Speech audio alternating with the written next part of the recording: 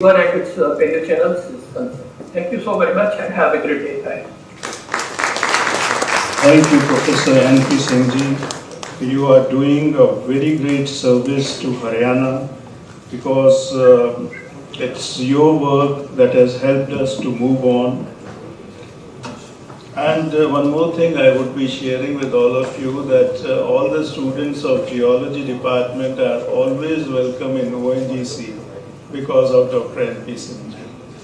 So on behalf of my department and the university, I thank Professor N.P. Singh for being there and helping our students in every possible way. Next we have with us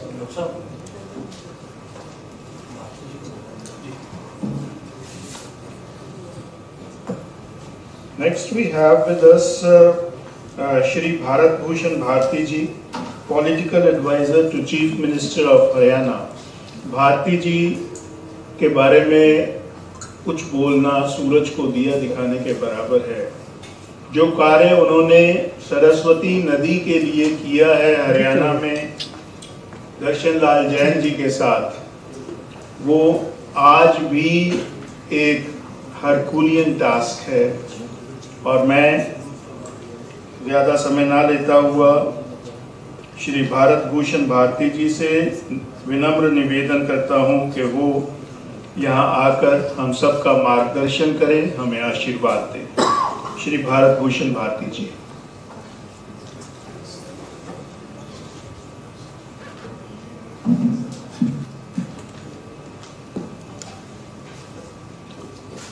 सम्मानित मंच, आज इस सभागार में मुझे मातृशक्ति और सज्जनों,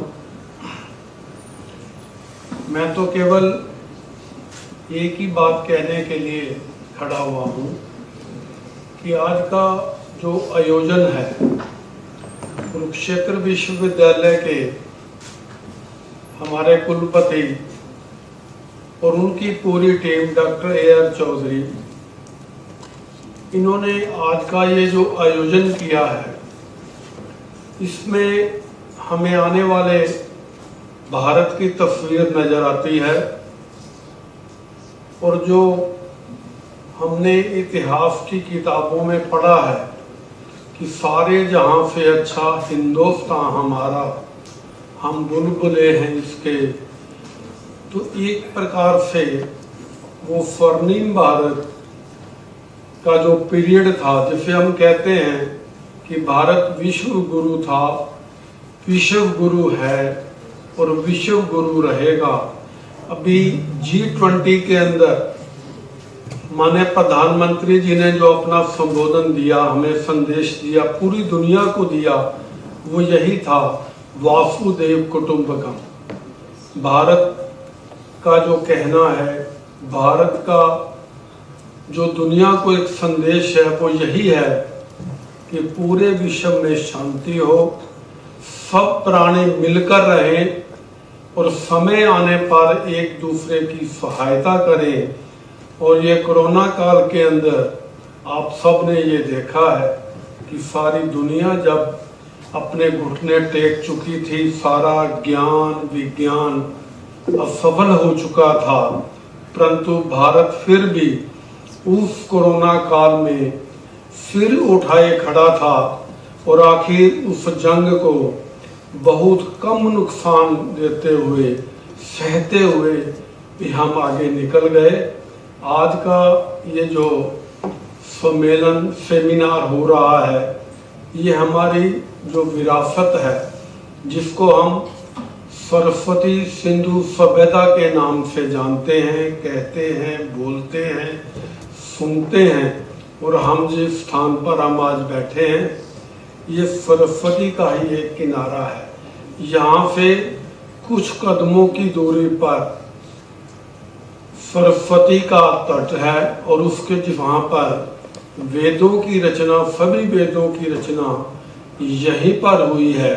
तो इसके बारे में जो पूरा भी रिसर्च वर्क आज तक हुआ है, जो 1985 में डॉक्टर वाकनकर जी ने जो महाराष्ट्र से चले थे गुजरात से चलकर आदि बद्री तक आए थे, वो पूरा का पूरा जो सरस्वती की ओल्ड क्रीक है, जो आज रेवेन्यू रिकॉर्ड में आज भी हमें उपलब्ध है, उन्होंने यहाँ पर 1985 में आकर एक अलख जगाई थी और उस बात को आगे हमारे यहाँ के जगाधरी के रहने वाले हमारे उस समय राष्ट्रीय स्वयंसेवक संघ के प्रांत संचालक माननीय दर्शन लाल जी जैन जी की अगुवाई में एक टीम उन्होंने बनाई थी, जिसका नाम उन्होंने रखा हरियाणा सरस्वती नदी शोध संस्थान। और मुझे भी एक फाउंडर सदस्य के नाते काम करने का मौका मिला। हमने जो कुछ भी इसमें हो सका था सारी टीम ने मिलकर काम किया और जो कुछ भी किया आज वो आपके सामने है। 2015 के अंदर माननीय मनोहर लाल जी ने Haryana Saraswati heritage development board का जो है गठन किया, जो इसके ऊपर पूरा रिसर्च वर्क भी कर रहा है। और एक आशा की किरण ये है कि सरस्वती नदी को धरातल पर पुनर्जीवित करने का एक प्रयास आदरणीय नरेंद्र मोदी जी जब यहाँ कुरुक्षेत्र में 2014 में आए थे, आप जो है काफी लोग सभा में थे, उन्होंने ये कहा था कि गुजरात और कुरुक्षेत्र का बहुत पुराना संबंध है, क्योंकि महाभारत काल में भगवान कृष्ण के छोटे बड़े भाई बलराम जी इसी सरस्वती नदी के तट पर चलकर गुजरात से कुरुक्षेत्र भूमि में पहुंचे थे। तो उनका ये जो एक विजन था कि सरस्वती नदी को रिवाइव किया जाए, पुनर्जीवित किया जाए, उसी के बारे में हरियाणा सरकार वचनबद्ध है।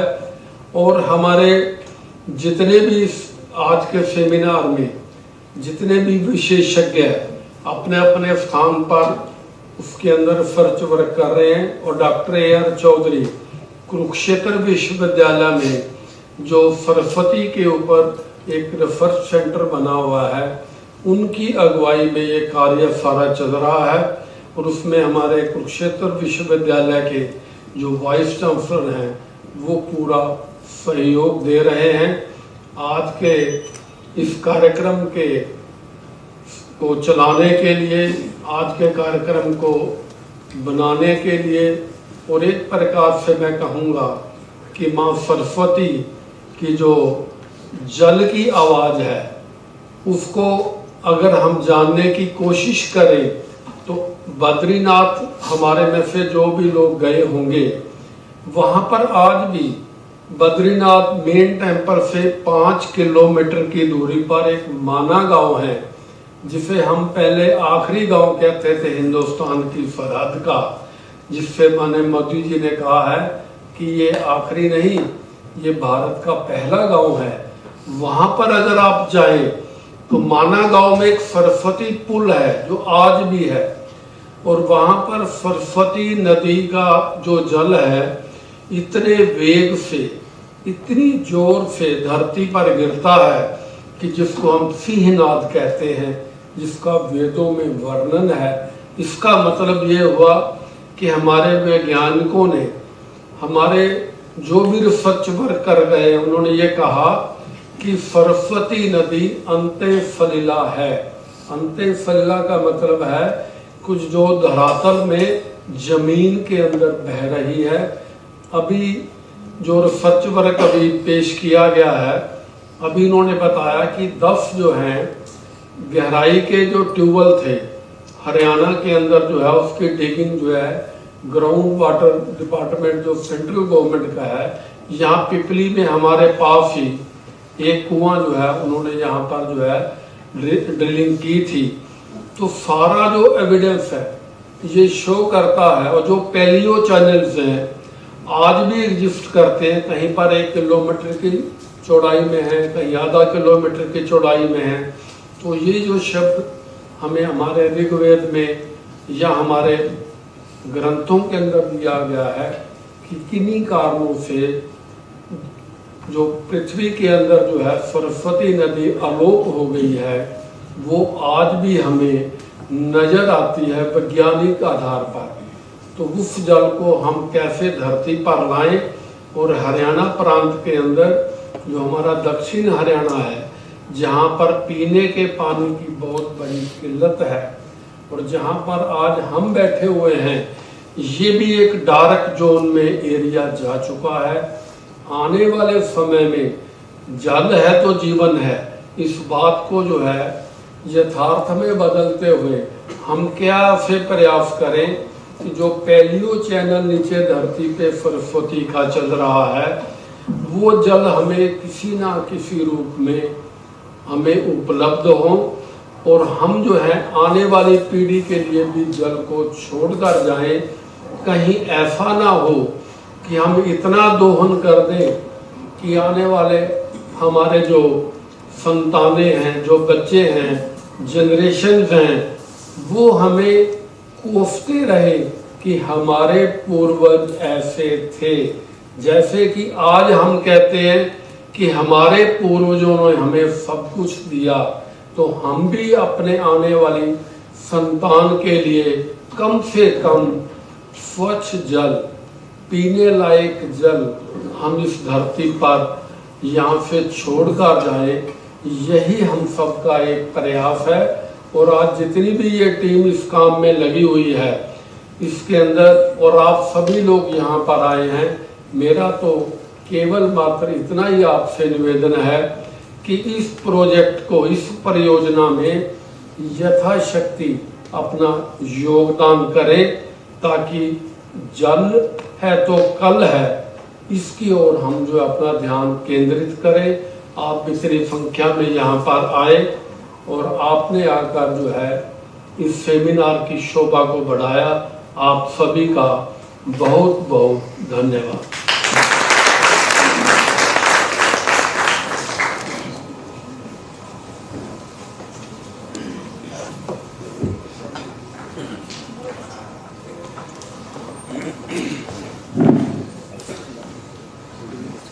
मैं आमंत्रित कर रहा हूँ doctor A K. Gupta ji, former ISRO scientist, online.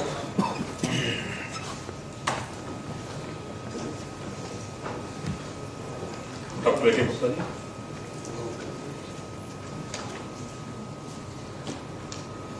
I am available. मैं प्रेजेंट कर रहा हूँ।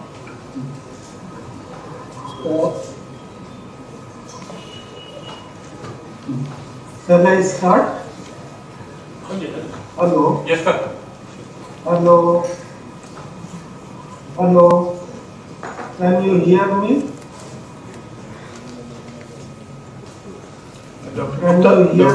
Dr. Gupta, we can hear you loud and clear. Please start. Yes, Gupta ji, you can start. Yes, loud and clear. Can you? Yes. Kindly start.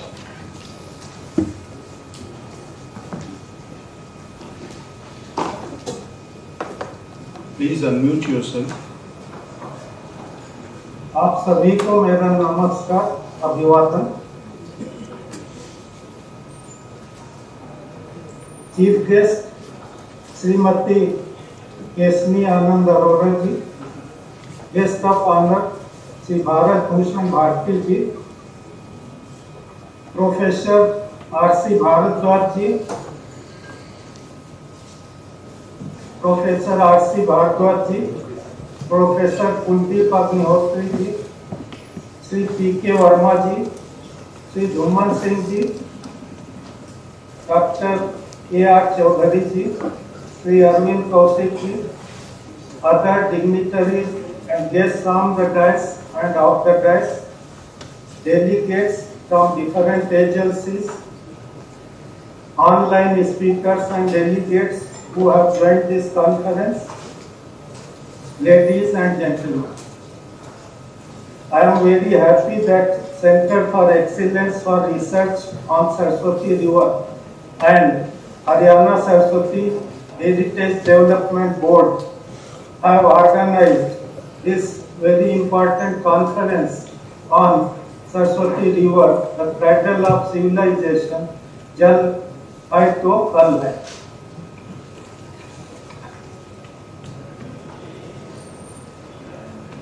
Now, on this occasion, I would like to recall the efforts of Sri Darshan Lal Ji Jain, whose efforts have made Saraswati a reality. And I am also happy that Sri Kalyan Raman Ji and Kalyan Raman Ji, Dr. Rajesh Purohit Ji, Sri A.R. Chaudhri Ji, they are available along with us. Also, I would like to recall the efforts of Dr. K.S. Waldia, Dr. J.R. Sharma, Dr. B.K. Bhadra on this occasion. Now, today, my topic is brief about ISRO research on River Saraswati. Next slide, please. Next slide, please. The Saraswati River, the start of the river name Saraswati comes from the Rig Veda, as all of you know. And Rig Veda has mentioned river Saraswati very lucid way, and in Rig Veda the name Saraswati appears 71 times in various signs of Rig Veda. Similarly, in Atharvaveda, later Vedas, Atharvaveda 35 times name Saraswati comes.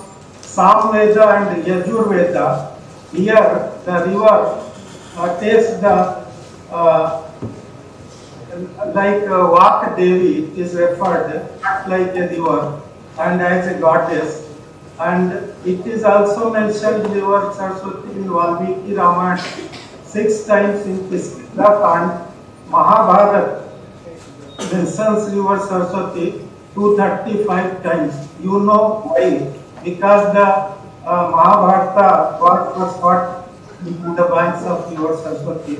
In Puranas, Matsya Puran, Iskan Puran, Brahma Vaivat Puran, also Vaman Puran, they also mention the Saraswati as a river. Here in these Puranas, Ganga occupies the main place. Saustya Sutras, here also Ganga occupies the main place, and in Brahmanas, especially the Kandi Brahmana and Jaimini Brahmana, also make mention of river Saraswati. Even today, in our Vedic rituals, the priests they chant Om Gange Cha Yamune Cha Godavari Saraswati Narmade Sindhu Kaveri Jale Asmin Sannidhi Kuru. That shows the importance of Saraswati, that whenever there is a mention of all the important rivers of India, even though river Saraswati has dried up, but people have not forgot about the great river. Next slide, please. Next. Facts. Previous slide. You know, it was regarded as holiest and mightiest rivers of Rig Vedic period.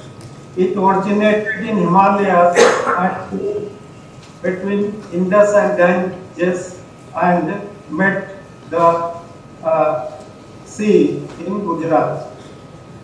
Rivers of Yamuna, Drishadwati, Saraswati, river of Gujarat, and river Saraswati of Haryana, Chautan, Ghaggar, Markanda, Dangari, etc. They were all tributaries of this river. And the most important, that local people, they believe that Saraswati still flows underground and meets river Ganges along with river Yamuna at Prayagraj. Next slide, please. It is important to note that more than 2,000 settlements of Harappan, pre-Harappan age, including many prosperous towns of Harappan culture are discovered along dry channels of river Saraswati. Now, out of all the discoveries of Harappan civilization sites found in the Sindhu Saraswati basin, about 80% of the sites they are discovered along the dry channels of river Saraswati. A large number of sampras of rishis of Mahabharata period, they existed along the banks of river Saraswati in Haryana. These include hermitages of Rishi Valmiki, Parashar, Yagyavalkya, Dadichi, Bhardwaj, Parasuram, Vasisht, Jamdagni, Ritsama, etc. Indus Valley civilization occupied an area of approximately 1.2 million square kilometers. Next one, please. Now you will see this satellite image. It is very, very important. What I want to show you here is this yellow ring here. What we see Saraswati on ground today is this within this yellow ring. That is about 25% of the area of the total length of river Saraswati. And most of the work in river Saraswati has been done in this area only. This area falls in states of Punjab, Haryana, Rajasthan and eastern Pakistan. Now, rest of the joining up to Run of Kutch, what you can see at white area in the bottom in the south, the river used to go up to there, and this was done by ISRO using the satellite images, because constructing this story based on scientific facts, because river is not seen on ground and there were speculations whether the river was mythic, whether it existed or it did not exist. This job was done by ISRO. Next slide, please. Dr. Gupta, kindly try to finish in 5 minutes, please. Yeah, sure. You will see here are many maps generated by different researchers earlier. The one on the right side top is by Professor Espal. Next is by right to left by Dr. Waldia. Next by Kamal Oak, and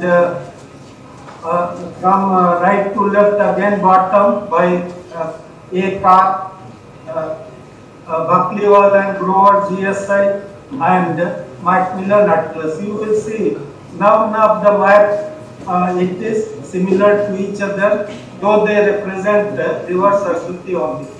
Next slide, please. Realizing that ISRO took up a study based on satellite images to see whether the signatures of Saraswati river exist on satellite images and on the ground. We have mapped many paleo channels, and you will see double line paleo channels on the left side of both the images. They are the channels about 6 to 10 kilometers wide, and they are parallel to river Indus. And the most leftmost blue channels, they represent river Saraswati. So ISRO was, based on satellite images, was able to map the river Saraswati from Himalayas up to the Gulf of Kutch. Not only Run of Kutch, you will see many of the channels going up to Gulf of Kutch. Next slide, please.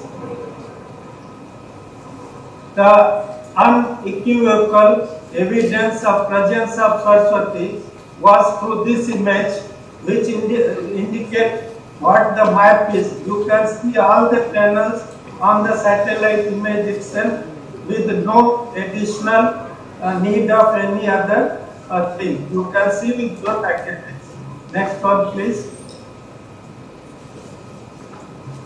Now, this is the simplified map you can see it is in the Thar desert where the sand thickness is about 100 meters minimum, and nothing was seen because on the ground you cannot walk, it is sand and inaccessible area, and the mapping was done.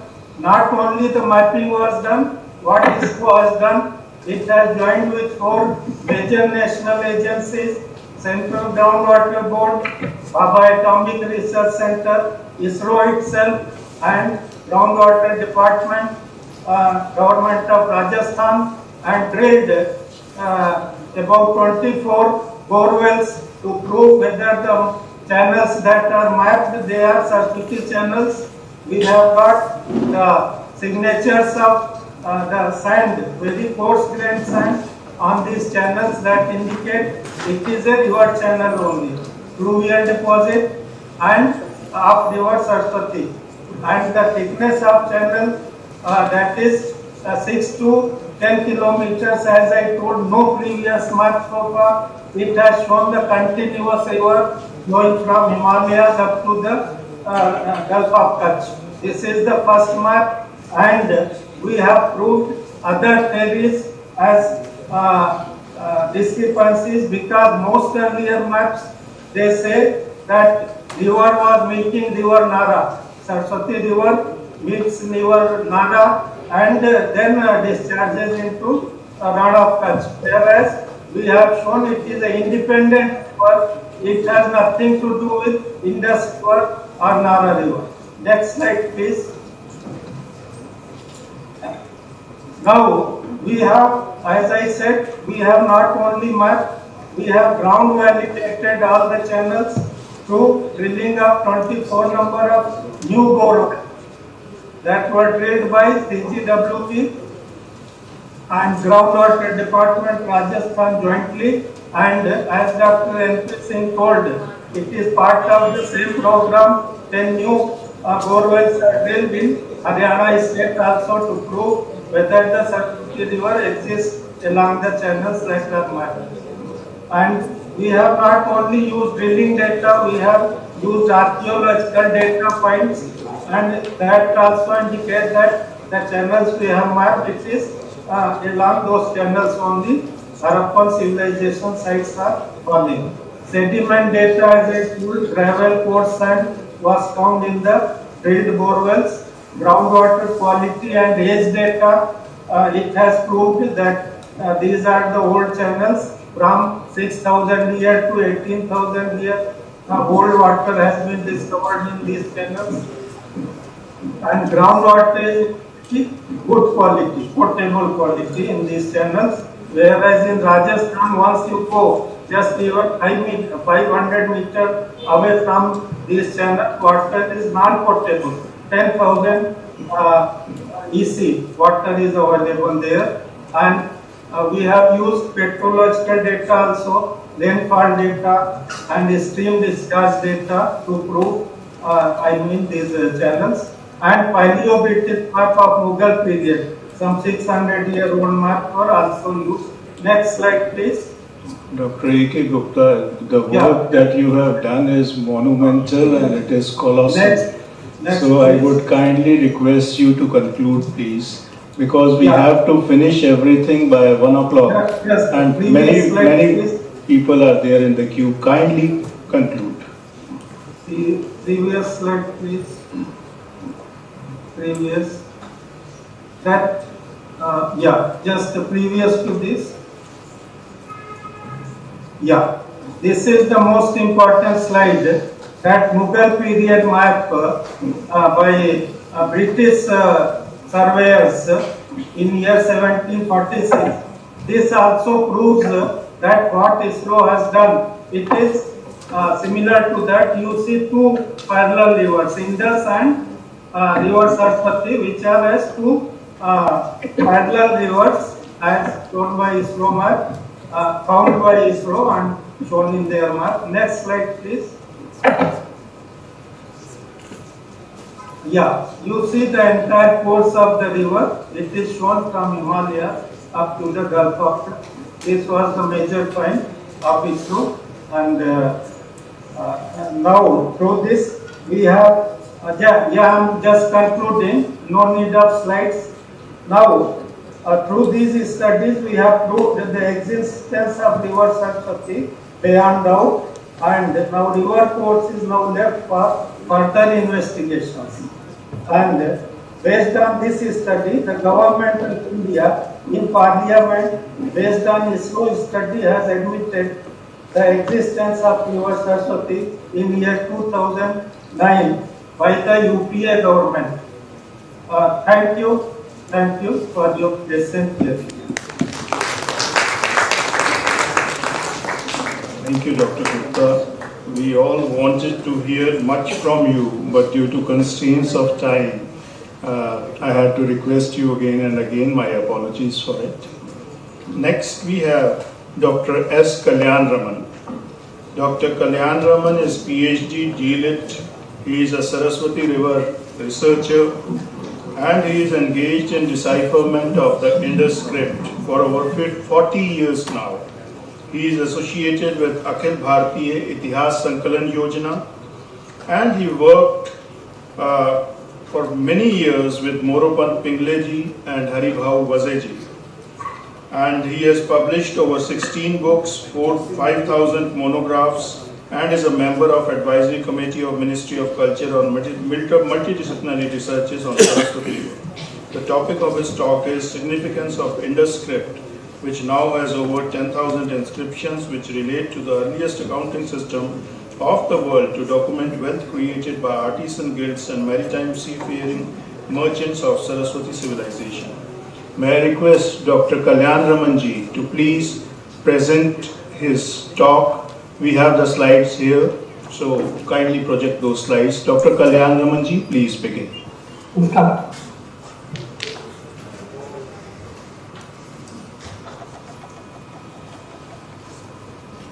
Start slides, please.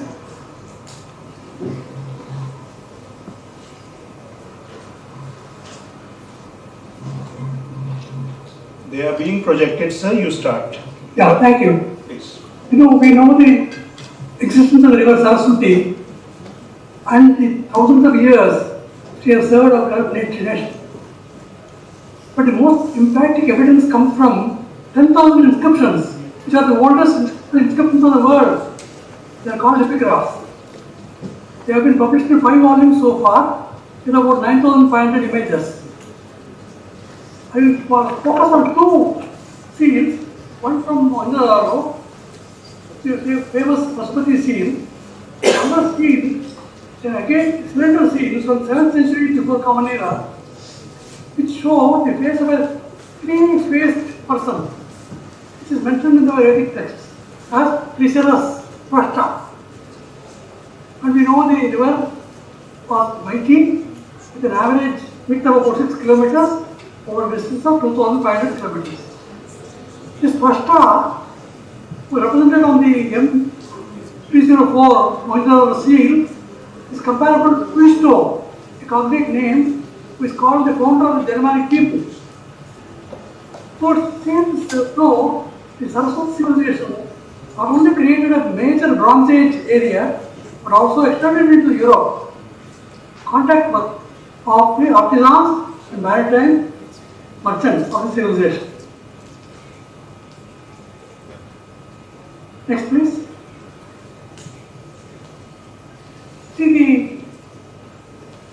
writing on the skill of Pashupati has 2 lines.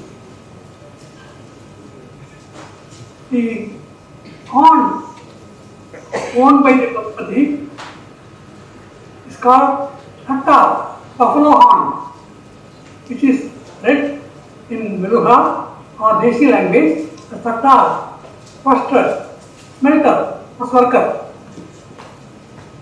So, Mohenjo-daro seal 304 is that of Twashta, which is also called Nestru in the Rigveda as a Rigvedic rich.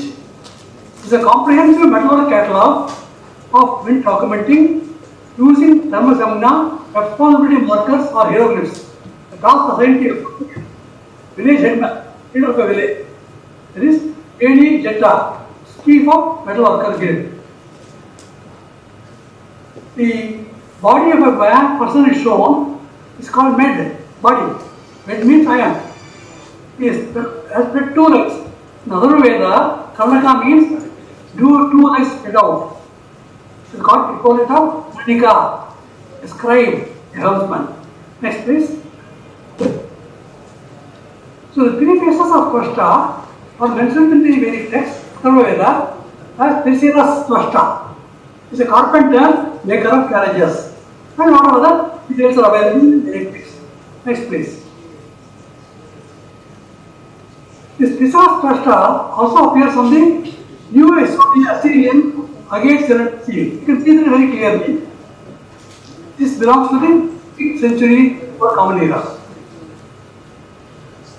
A triple face or four-faced bearded god. The winged sword is above a sacred tree or a tree of life. A bull above each wing with standing bullmen flanking the tree. This is Vishatas. Next please. Next slide please. Next please. So this Tvashta documents in 10,000 inscriptions with a group of people who are surrounding him. Go back to the first slide please. Surrounded by a number of animals. Those animals represent the resources of the people. For example, the elephant means Iba, Ib, iron. Kanda, the rhinoceros. Kanda is equipment. Tiger is Kul, Kola, Kol, Kola, Parka is iron, Kol hay, smelter. The tiger is jumping, Jal, soldering work done by metallurgists.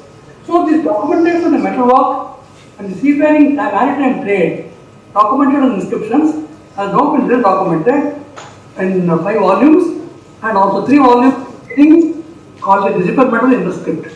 So I think we can concentrate on the work done by our ancestors on the banks of the river Saraswati to make details of wealth creating activities of the guilds of merchants and artisans who created the greatest, wealthiest nation in the world by 1000 Common Era. And as Madison brings it out, a very beautiful analysis of 2000 years of economic history and shows that India was the richest nation in the world in the Vedic times. Thank you very much. Namaskar. Thank you. Thank you so very much, Dr. Kalyan Ramanji. We all know that you have done voluminous work, and when we try to work on Saraswati, we always refer to your works. Thank you so very much for taking time out. Now we have Shri Rajesh Purohit ji. He is former director of Indian Museum, Kolkata, Allahabad Museum, Prayagraj, a field archaeologist, museum administrator, and he has explored many archaeological sites on the lost river Saraswati. Presently, he is a member of advisory board of a heritage tourism development of Government of Odisha and member of advisory board of Chhattisgarh government. The topic of his talk is Search for Water, an Archaeological Perspective. Shri Rajesh Purohit ji, please.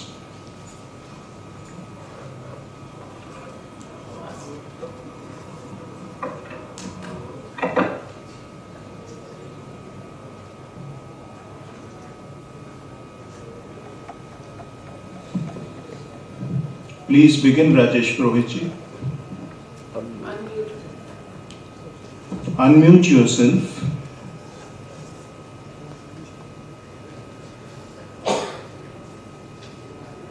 Hello, are you hearing me? Yes, please, loud and clear. And what about my presentation? I have to upload the presentation. Okay. I've got a small presentation which I have to upload it. Okay. So allow me to present now. Please. It's not seen here. Ask your people to Screen sharing allowed. do the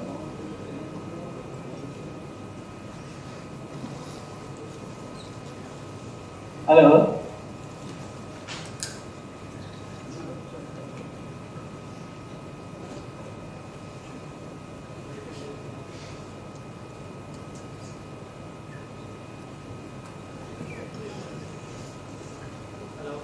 It's allowed, sir.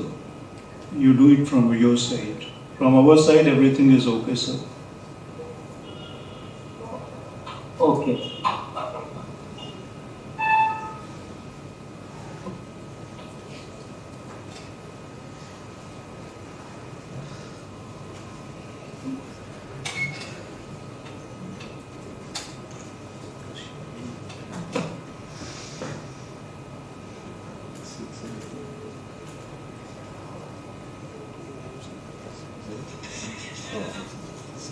Is it visible now?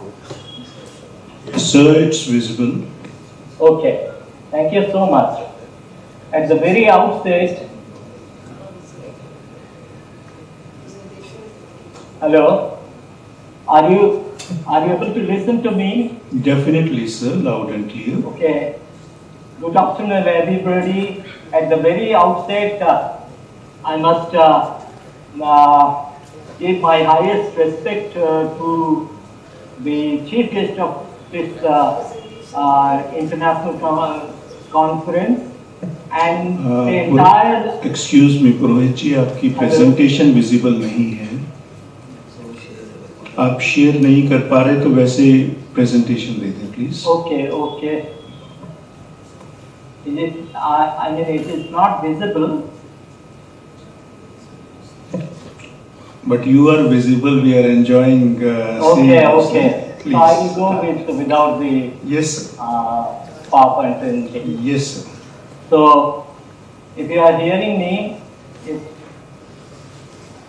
I was telling about a very humble lady who is amidst us, who has done an incredible work to the state of Haryana, especially to Kurukshetra.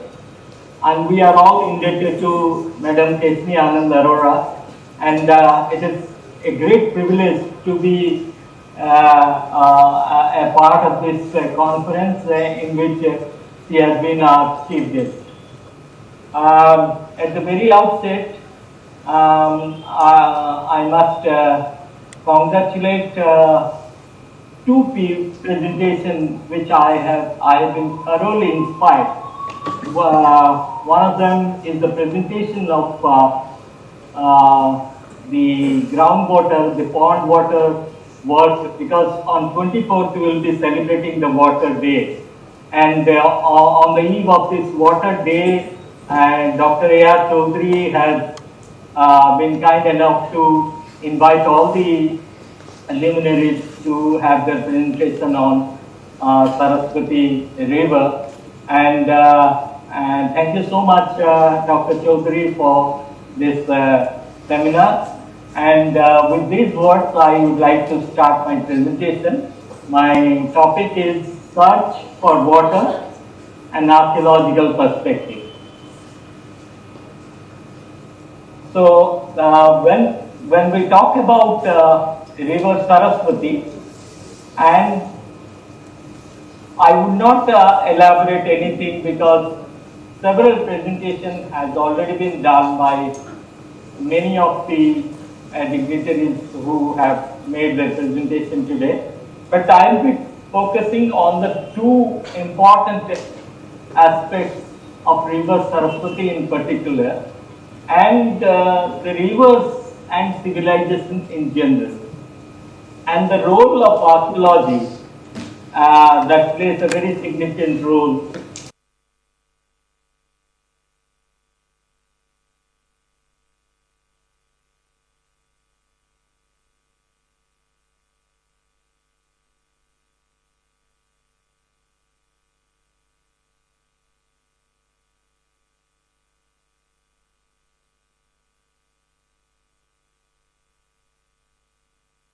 Ponds and rivers and all that.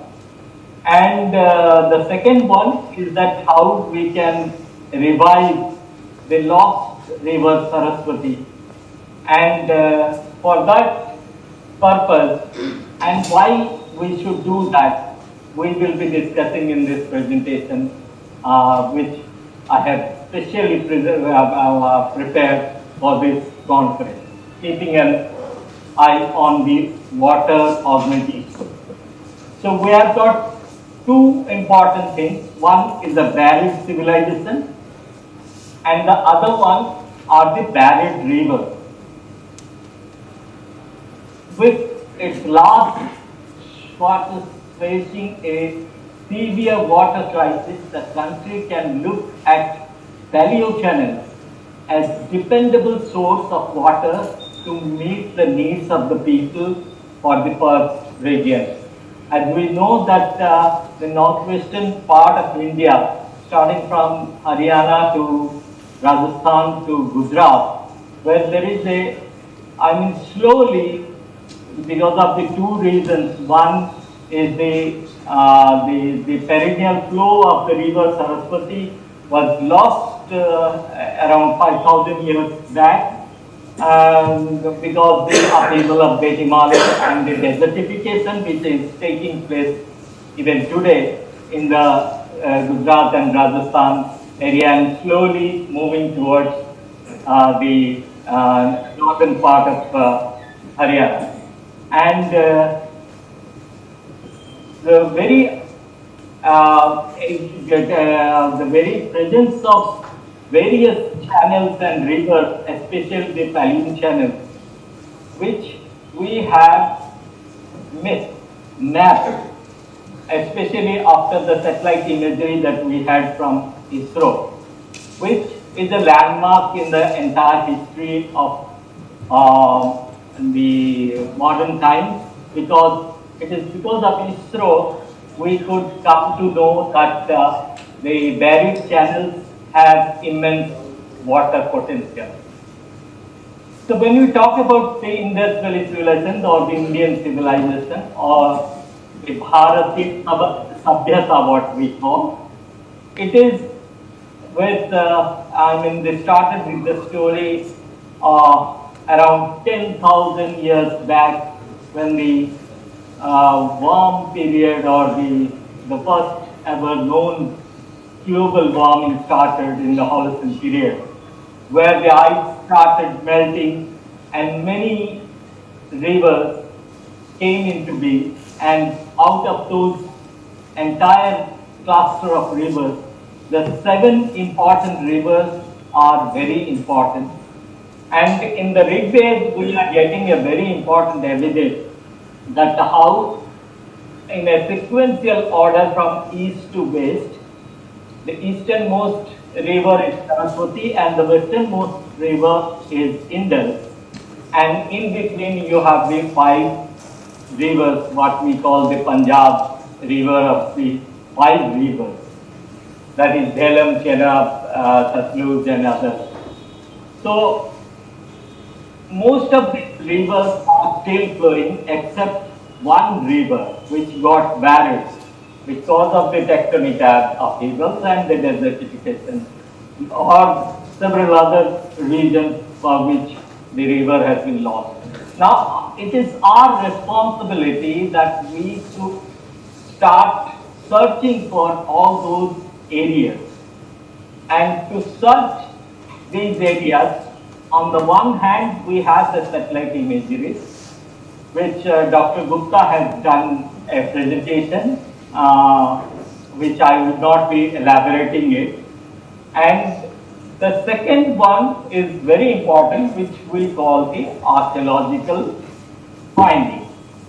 So the archaeological findings all along the river, when we take the topo sheet or the map of that area, we superimpose with the satellite imagery, we find that many archaeological sites, which are in hundreds in number, and nearly 300, 400 archaeological sites and ranging to 1,000 archaeological sites, you have all along that 2,000 kilometer long river, what we call Saraswati. So these rivers which were flowing in those days, I would confine to Haryana especially, and in the Haryana context, we have got 3 rivers. but out of which only one river we have taken into account, which is called Saraswati. But we are forgetting about the two other important rivers, on the banks of which there is a site which is the second largest Indus Valley site in the entire subcontinent, which we call Rakhi, which is situated on the bank of river Rakhi. Now it is called the Chautang Kelana, and it is only Rakhi which is the synonymous of river Drishabvati. So we will have to work simultaneously on this river, because this is a very important river, not only because of the archaeological findings that we have from Rakhi, where an international museum is going to come up, and people are eager to know what are the findings and how the most important archaeological sites in India and the entire subcontinent, we see how Rakhi can deliver so many researchers which will give you a clue to find the paleo channels all along the Drishabvati valley, because in between the Drishabvati and Saraswati you have a very important area which is a mercantile community area, and the focal area which can be called as the very important area which was visited by Lord Buddha is none other than Agraha. Agraha is a very important commercial center, and many important archaeological finds have been unearthed from this area. And how this area is connected with the main pathway, that is Taxila and Mathura, how these highways were linked with it. In the G20 conference, we talked about the opening of new routes for the external trade that we are going to do, and how these old trade routes are connected with all these things, and how when we study the paleo channels of all these areas, will present a new history, a new dimension to the understanding of water and water resources in this area, especially the buried channels that we have in the Drishabvati, and another important river is called the Apaga river. All these three rivers are discussed in the Mahabharata as well as in the Rigveda. Purohitji, kindly conclude. I will end with the two important issues.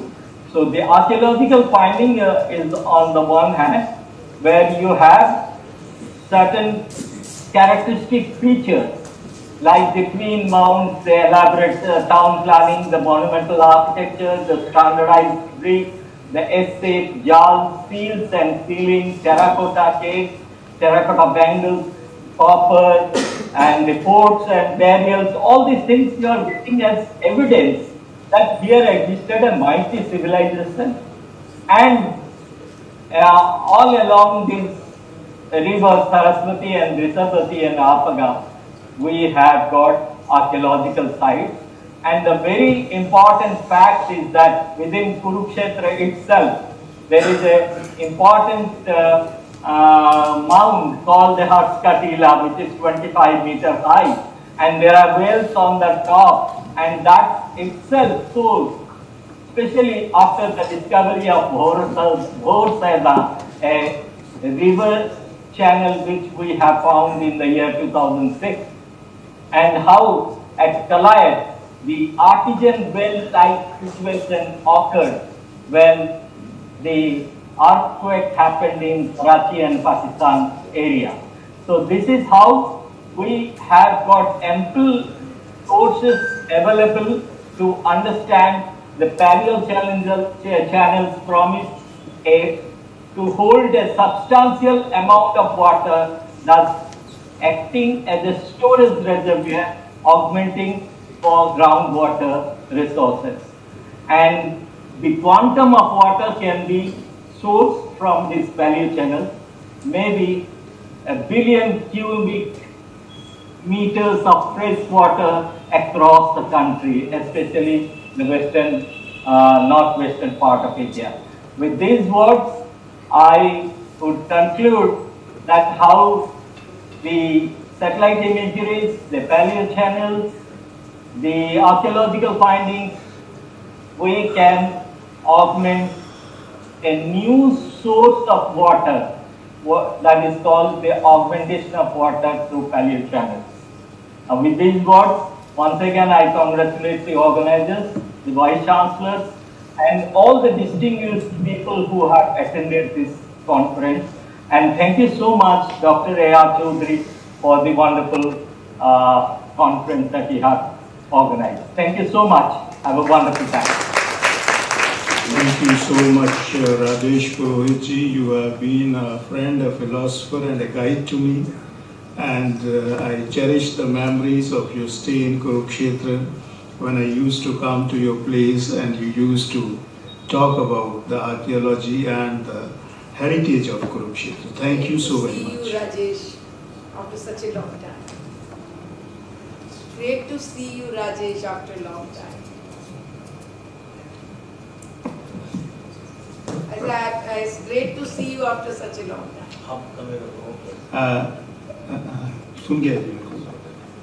Thank you, madam. Thank you so much. I'm really indebted to you. You have been so kind towards me always. God bless you. Thank you, Rajeshji. Next we have with us Jijit ji from USA. Jijit is a former scientist from ISRO, currently focused on Ved, Ithihas, Puran, geography research. 2 books, Rivers of Rigveda, Geography of Ramayana, have been published by him. Geography of Mahabharata is awaiting to be published. And these 3 books, besides these, Jijit is working on generative AI and 3D holograms in AR and VR, together creating hitherto unimaginable transformations in the way we work. So I request Jijit ji to present his work and limit his talk to about 7 minutes, please. Dr. Jijit ji, please begin. Thanks, A.R. Chaudhri, Dr. A.R. Chaudhri ji, for inviting me for this particular conference, and I think I'm audible. I have currently only 7 minutes to talk. So, with my appreciation for all the dignitaries, I am starting the presentation.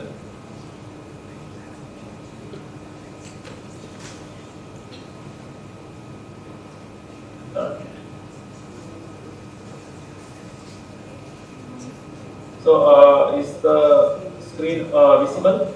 Yes, it is visible, please. Yeah.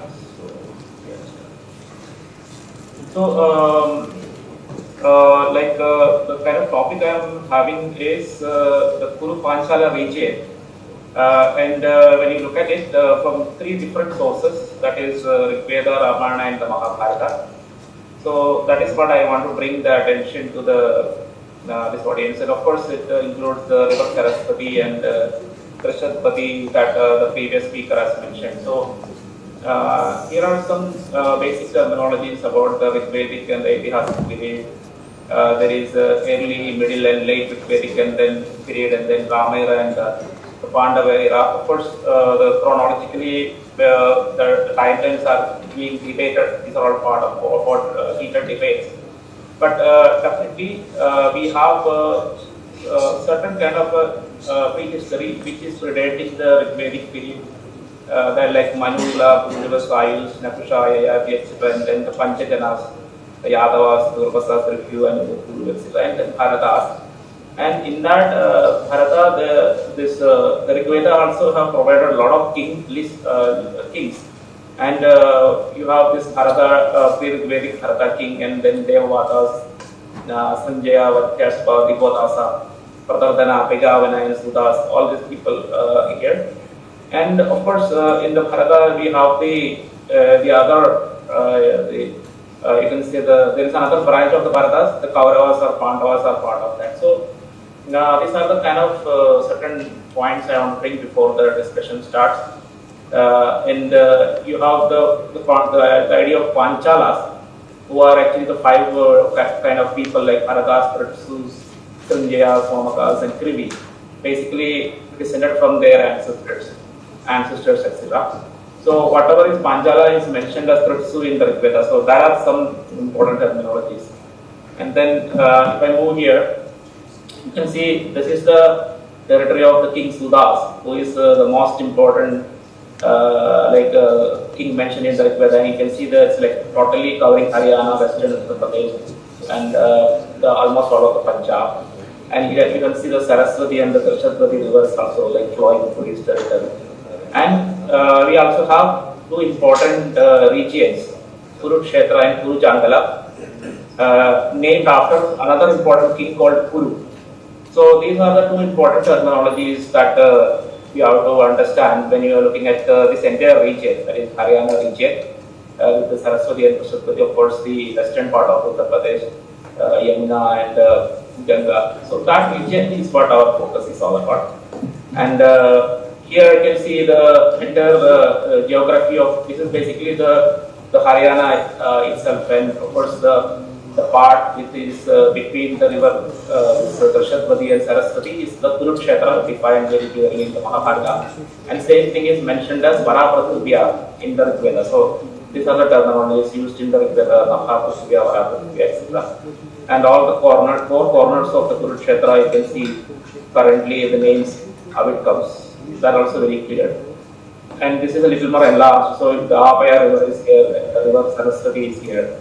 And you have this central point on the river Apaya, the Gatli, and the two places which is mentioned in the Rig Veda, which the Haryana board can please note, the Manusha and the Raspada. These are the two oldest places mentioned in the Rig Veda. So these are some of the things which I want to put into the attention. And now what I am doing using my three books, the Rivers of Rig Veda, Geography of Ramayana, and the upcoming book, Geography of Mahabharata, in few months away to be published. So I am actually looking at all the migratory trails. So there was a kind of a conflict between Samvarana, who is the ancestor of the Pandavas and Kauravas, with Sudas. And this is mentioned in the both in the Mahabharata and the Rig Veda. In the Mahabharata it mentioned Panchalas defeated the Samvarana, and he had 50. So like this from this particular Varapratibhi or that region, Haryana region, he is going here, and the final destination is somewhere here along the Sindhu river. But in between he has an alliance with the Anava kings like Kavichayamana, and there was a Dacharajana battle that is happening around the banks of Parishni, etc. So then if you look at after some time the whatever we call the Anudru, which is mentioned in the Rig Veda's Anavas, and in the Puranas as Daikyadanavas or as Asuras. So they have migrated to the Haryana region. And this is also reflected in the Puranas, like the Asuras occupying the Swarga, that kind of thing. So I'm tracing out all these events, and after that certain period, Samvarana, a branch of the Bharatas, returned back, and this is traced to the late Vedic period, Vedic period. And that descendant of Samvarana is known as Kuru. And the Kuru is here and renaming his regions as Kurukshetra and Kuru Jangala. So to the regions south of Drashadwati is Kuru Jangala, and to the north of Drashadwati and Saraswati is mentioned as Kurukshetra. So this is very important because this name Kuru Jangala is mentioned in Ramayana. So that is what I have to like here. If you look at, this is actually a past situation in Ramayana where the Dasharatha died, and then Vasishtha is asking the messengers to pass through along this route and bring back Bharata from the KK capital Giribraja. So in that there is a mention about Panchalas located in Kuru Jangala region. You can see the Valmiki Ramayana, you can know that in the Kuru Jangala the Panchalas are mentioned, and they are mentioned as was in Hastinapura, etc. So this is chronologically, this gives a very important factor, which is the main thing I want to talk in this particular presentation, is that Kuru Jangala is contemporary to Sri Rama, which means that Sri Rama has to be dated lower than or younger to King Kuru, because his name Kurujangala is coming from King Kuru, because King Kuru is the one coming and renaming this region as Kurukshetra and the southern region as Kurujangala. So the moment you see the name Kurujangala as contemporary to Sri Rama, automatically you get a chronological positioning of Sri Rama as later to the King Kuru. And King Kuru, everybody knows, he is an ancestor of Shantanu. And if you look at the lineage chart, he is not very ancient king, but few generations, maybe 4 generations or 5 generations or older than Shantanu. And Shantanu, we know, is ancestor to the Pandavas and Kauravas again, only 3-4 generations, like Shantanu, and after that we have Vichitravirya and then on to Pandavas. So this is a kind of important point we have to be taking account in all the chronological analysis. And one more thing, even if you forget about it, you have another information that Vasishtha is the priest of Sri Rama and Dasharatha. And Vasishtha's son Shakti's son Parashara's son is Vyasa, he is the grandfather to Pandava. So there is again some connection.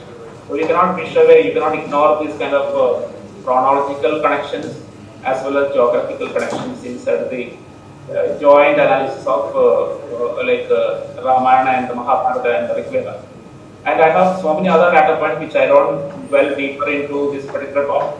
But with combined analysis of Rigveda and Ramayana also, we get so much of information about some very rare rivers like Urjayanti and Sanapas mentioned in the Rigveda.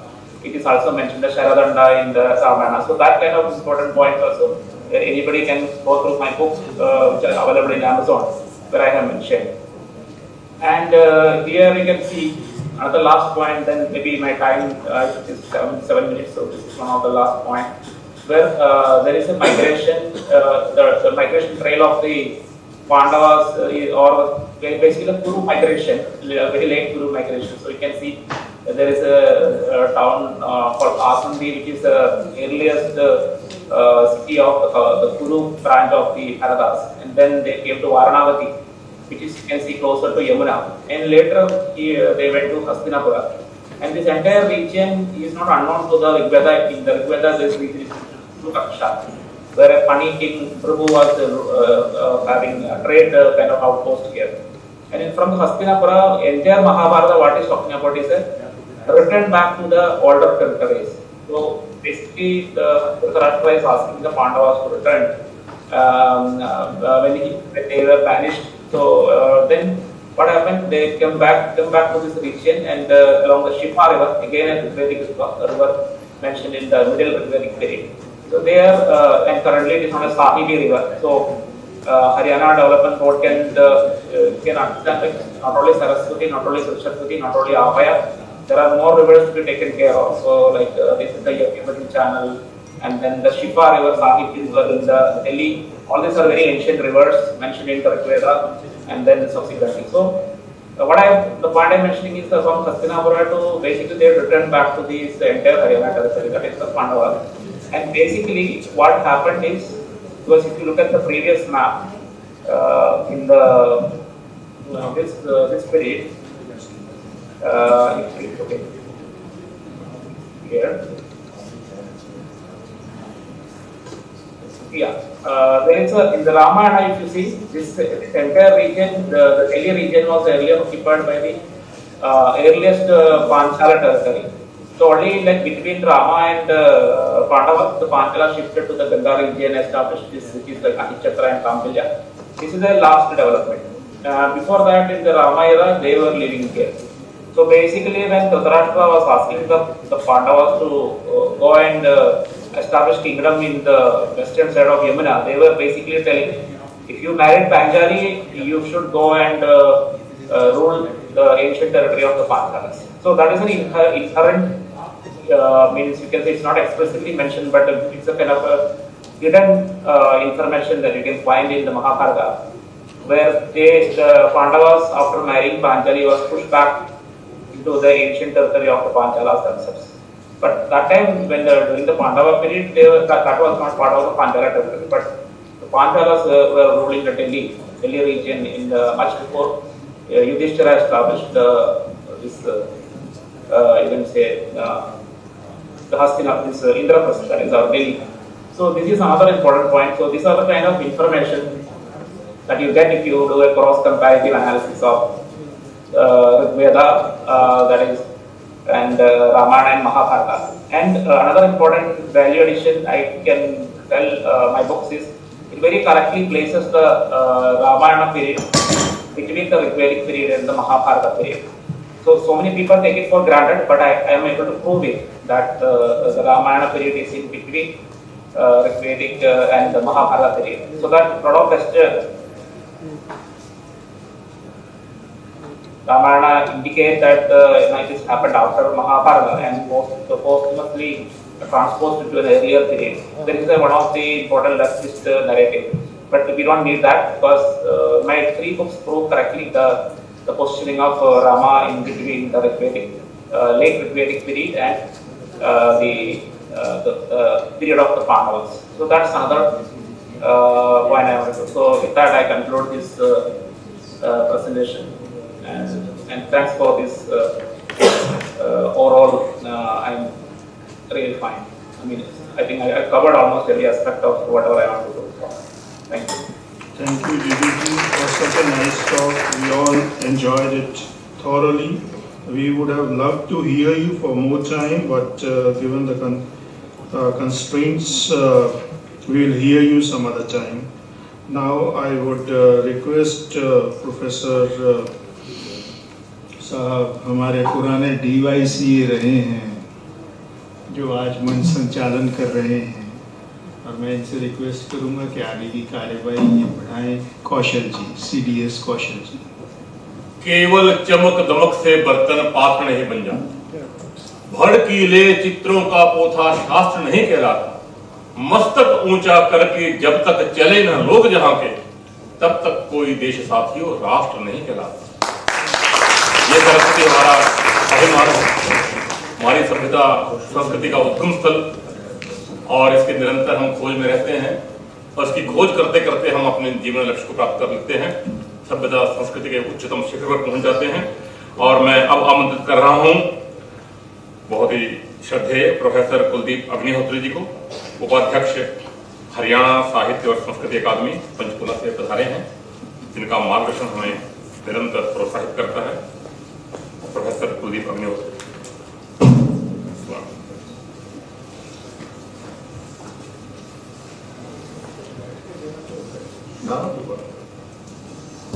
मैं कौशल जी की ये गरजती है बात सुनकर मुझे सचदेव जी से पूछना पड़ा कि कौशल जी कौन है भाई। तो बहुत ही अच्छे ढंग से उससे पहले 14 साल मंच संचालन कर ही रहे थे, बहुत बढ़िया ढंग से कर रहे थे, लेकिन कौशल जी ने उसमें और रंग भर दिया है। इस कार्यक्रम के लिए प्रोफेसर सचदेवा जी बधाई के पात्र हैं। एक महत्वपूर्ण विषय पर कुरुक्षेत्र में कार्यक्रम रखा है। जिस प्रकार का विषय हो और किस स्थान पर कार्यक्रम हो, इसकी बड़ी इंपॉर्टेंस पड़ जाती है। सरस्वती पर कार्यक्रम होना हो तो कुरुक्षेत्र से अच्छी जगह और कोई नहीं हो सकती। चौधरी साहब उसमें काम कर ही रहे हैं और मैडम अरोड़ा जी बैठी हैं, भारती जी चले गए और मित्र कुछ चले गए। और प्रिय मित्रों,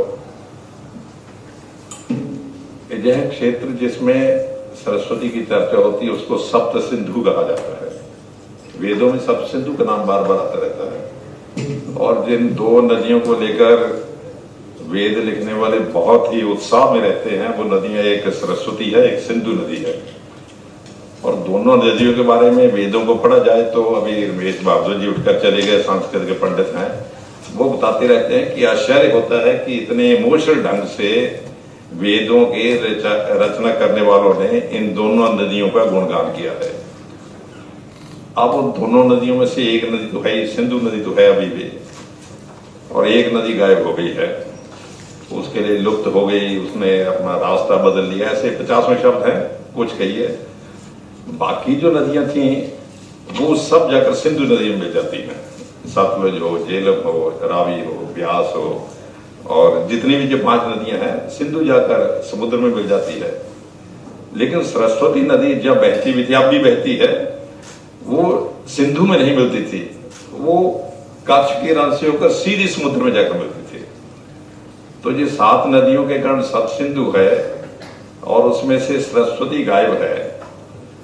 लेकिन गायब होने का देखिए दो अर्थ है। आज मान लीजिए कोई चीज नहीं उपलब्ध है, 100 साल पहले वो चीज थी, हम कहते हैं 100 साल पहले थी और आज वो नहीं है। लेकिन कुछ लोगों ने कहना शुरू किया कि सरस्वती नदी ही काल्पनिक है। देखिए दोनों चीजों में अंतर है। एक गांव 400 साल पहले बसता था, उसके बाद नष्ट हो गया, बात खत्म हो गई। इतिहासकार लिखेंगे कि 400 साल पहले ये गांव था, इतनी पॉपुलेशन थी, ये थे वो थे, जो भी लिखेंगे। लेकिन आज वो नहीं है तो कोई इतिहासकार लिखना शुरू कर दे कि भाई साहब ये तो काल्पनिक इमेजिनरी था बिल्कुल नहीं, ये किताबों में पता नहीं क्यों डाल दिया। सरस्वती को लेकर ये जो नैरेटिव चला, सरस्वती गायब हो गई, रूट चेंज हो गया, जैसे भू विज्ञान वाले बताते रहते हैं। अभी मेरी अपने जियोलॉजिकल सर्वे ऑफ इंडिया के संजय जी आए हुए हैं, उनसे बात हुई थी। मैंने कहा जी मामला हुआ क्या? कहते 2 नदियां थी और ऊपर से ग्लेशियर से, जो नदियां ग्लेशियर से निकलती हैं, जिनमें ग्लेशियर का पानी आता है वो सारा साल बहती रहती है, क्योंकि भाई गर्मी में पानी पिघलता है तो आता रहता है। जिन नदियों का उद्गम ग्लेशियर नहीं होता वो ज्यादातर बरसात के पानी से, जब बरसात आती है तो पानी आ जाता है, बरसात खत्म हो जाती है तो खत्म हो जाता है। तो सरस्वती नदी जो थी, बकौल डॉक्टर संजीव जी कि सतलुज और यमुना नदी ये दोनों जो थी, ये दोनों जब मिल जाती थी तो सरस्वती बनती थी, और सरस्वती फिर नीचे आके कच्छ के रन तक जाती रहती थी। तो भाई लाखों साल पहले कुछ गड़बड़ हो गई, पहाड़ों में गड़बड़ होती रहती है। अभी भी आप देखते हैं हिमाचल उत्तराखंड में गड़बड़ होती रहती है ना भाई, पहाड़ गिर गए तो नदी ने रास्ता ही बदल दिया। कुछ गड़बड़ हो गई और सतलुज ने भी रास्ता बदल दिया और यमुना का रास्ता बदल गया, तो सरस्वती समाप्त हो गई। लेकिन देखने में लगता है समाप्त हो गई, लेकिन समाप्त नहीं हुई।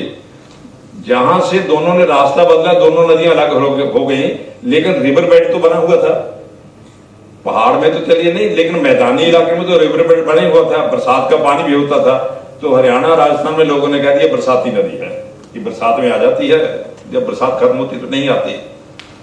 लेकिन बेड बदलने से, ये रूट बदलने से सतलुज तो कायम रही, यमुना भी कायम रही।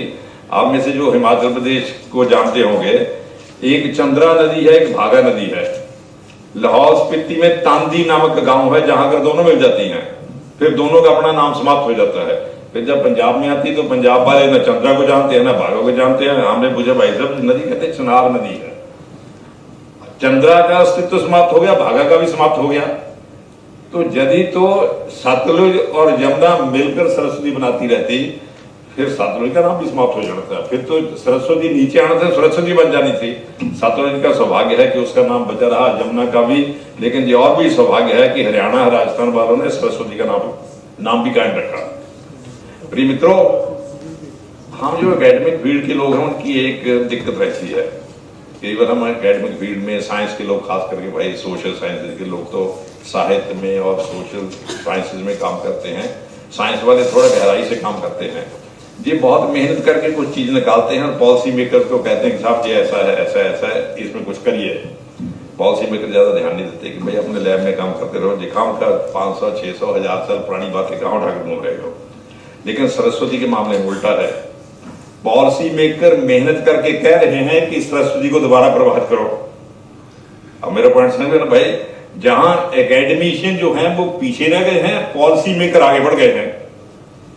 हरियाणा में गवर्नमेंट इतने सालों से चिल्ला रही है कि साहब किसी ढंग से सरस्वती नदी को दोबारा प्रभावित कर दीजिए, उसको ढूंढिए कहां कहां से बहती थी, कौन कौन सी उसकी ट्रिब्यूटरीज थी, कहां से पानी आकर मिलता था, कहां जाती थी, और जहां बंद हो गया किसी ढंग से उसको प्रभावित कीजिए। ये शायद हिंदुस्तान की हिस्ट्री में पहला उदाहरण है कि पॉलिसी मेकर एकेडमिशियन के पीछे भाग रहे हैं, नहीं तो एकेडमिशियन पॉलिसी मेकर के पीछे भागते हैं। ये हरियाणा में ही संभव है। प्रिय मित्रों, जो मैंने पहले मुद्दा उठाया था कि लोगों ने सरस्वती नदी को काल्पनिक कहना क्यों शुरू कर दिया, बड़ा देखिए सरस्वती तो फिर बह जाएगी। हरियाणा वाले पीछे पड़े रहे, हरियाणा वालों में वैसे भी दिक्कत होती है, जिसके पीछे पड़ जाते हैं फिर काम करके दिखाते हैं।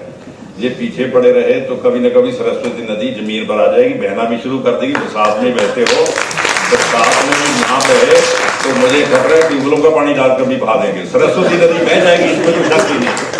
लेकिन असली मामला जो मेरी चिंता का विषय है, सरस्वती काल्पनिक है, ये नैरेटिव क्यों चला, किसने चलाया? इस पर वही एकेडमिशियन को विचार करना चाहिए। हिस्ट्री वालों का विषय है, साइंस वालों को तो इतना विषय नहीं है, इनके पास इतना समय नहीं होता है कि ये तो बता देंगे कहाँ है, काल्पनिक क्यों है, इनका इससे कुछ लेना देना नहीं है, ये सोशल साइंस वालों का विषय है। 1850 के आसपास कराची से लाहौर के लिए रेलवे लाइन बिछाने का काम शुरू हुआ था। तो जब उन दिनों अंग्रेज थे, ईस्ट इंडिया कंपनी थी, तो जब रेल का काम शुरू हुआ तो खुदाई वगैरह होनी थी और ईंटों की बहुत सख्त जरूरत थी। तो किसी ने कहा जिसको ठेका मिला होगा, अब ठेकेदारों की इच्छा रहती है कि बिना पैसे का काम हो जाए तो और अच्छी बात है। उन्होंने खुदाई शुरू की तो भाई साहब ईंटों की जरूरत ही नहीं, इतना भंडार जमीन में मिला है ईंटों का कि उसी से काम चल जाएगा। वो हड़प्पा, जिसको मोहनजोदड़ो हड़प्पा कहते हैं, उस ढेर में से ईंटें उठा उठाकर उन्होंने रेलवे का काम शुरू कर दिया। वो तो कई साल बाद कोई साइंटिस्ट वहां गए जो आर्कियोलॉजी के थे, उसने देखा कि इतनी ईंटें यहाँ कहां से आ गई। जब खुदाई शुरू हुई तो मोहनजोदड़ो हड़प्पा का मामला सामने आया कि ये सिंधु घाटी की सभ्यता थी, जहां कभी बहुत बड़ा नगर था, बाद में नष्ट हो गया होगा, जो हुआ होगा। ये सिंधु घाटी की सभ्यता जो है उसका इनोवेशन और सब उसके बाद खुदाई उसके बाद शुरू हुई।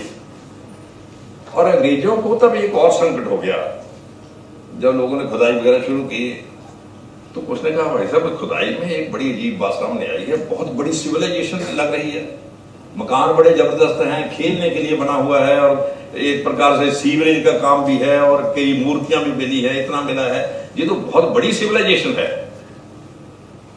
अब भाई संकट और गहरा हो गया। हमारी जो सिविलाइजेशन आज है ये इस सिविलाइजेशन की कंटिन्यूटी में है या वो सिविलाइजेशन अलग थी और ये सिविलाइजेशन अलग है। यदि अंग्रेज ये मान लेते कि ये कंटिन्यूटी में है फिर तो अंग्रेजों का सारा नैरेटिव ही खत्म हो जाता। अंग्रेज तो कह रहे थे कि इंडिया व्हाइट मैन्स बर्डन है, ये तो बेचारे बर्बर लोग हैं और सभ्य लोग हैं, अंधेरे में रहते हैं, इनको कुछ आता जाता नहीं, बहुत ही पिछड़ गए हैं। हम अब इंग्लैंड से आकर इनको थोड़ा थोड़ा आगे बढ़ा रहे हैं भाई, थोड़ा साइंस भी पढ़ा रहे हैं, थोड़ा अंग्रेजी भी पढ़ना शुरू कर दिया, बाकी मैथ भी सिखा रहे हैं, धीरे धीरे आगे बढ़ाएंगे। लेकिन अब वो कम वक्त जो मोहनजोदड़ो मिल गया, उन्होंने कहा सिविलाइजेशन तो बहुत ही पुरानी और बड़ी, एक प्रकार से यूरोप की सिविलाइजेशन उसके मुकाबले कुछ भी नहीं है। और उन्हीं दिनों ये देखिए कोइंसिडेंस ही होता है, जर्मनी में मैक्स मूलर भी किसी काम में लगे हुए थे, लैंग्वेजेस को लेकर कुछ ऐसा कर रहे थे। उन्होंने कहा कि लैंग्वेजेस थोड़ी कॉमन लगती है, यूरोप की और इंडिया की लैंग्वेज मिलती जुलती है, सोर्स एक ही है। अब संकट और बढ़ गया, यदि सोर्स एक ही है तो यूरोप के लोग और इंडिया के लोग भी एक ही कंटिन्यूटी में हो गए, ये तो और खतरा होगा। अंग्रेजों को लगा ये तो माथे पर कलंक लग जाएगा कि क्या यूरोप के लोग इन लोगों के वंशज हैं, जिनको वो कहते हैं जो मूर्ख हैं, अंधकार में जीते हैं, उन्हीं के वंशज हम हैं।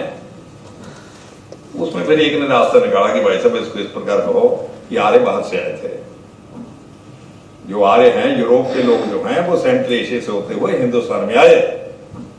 और उसके अलावा एक और हो गया, 1857 में आजादी की लड़ाई पहले हम हार चुके थे, लोगों ने थोड़ा हल्ला मचाना शुरू कर देते, अंग्रेजों बाहर जाओ बाहर जाओ बाहर जाओ।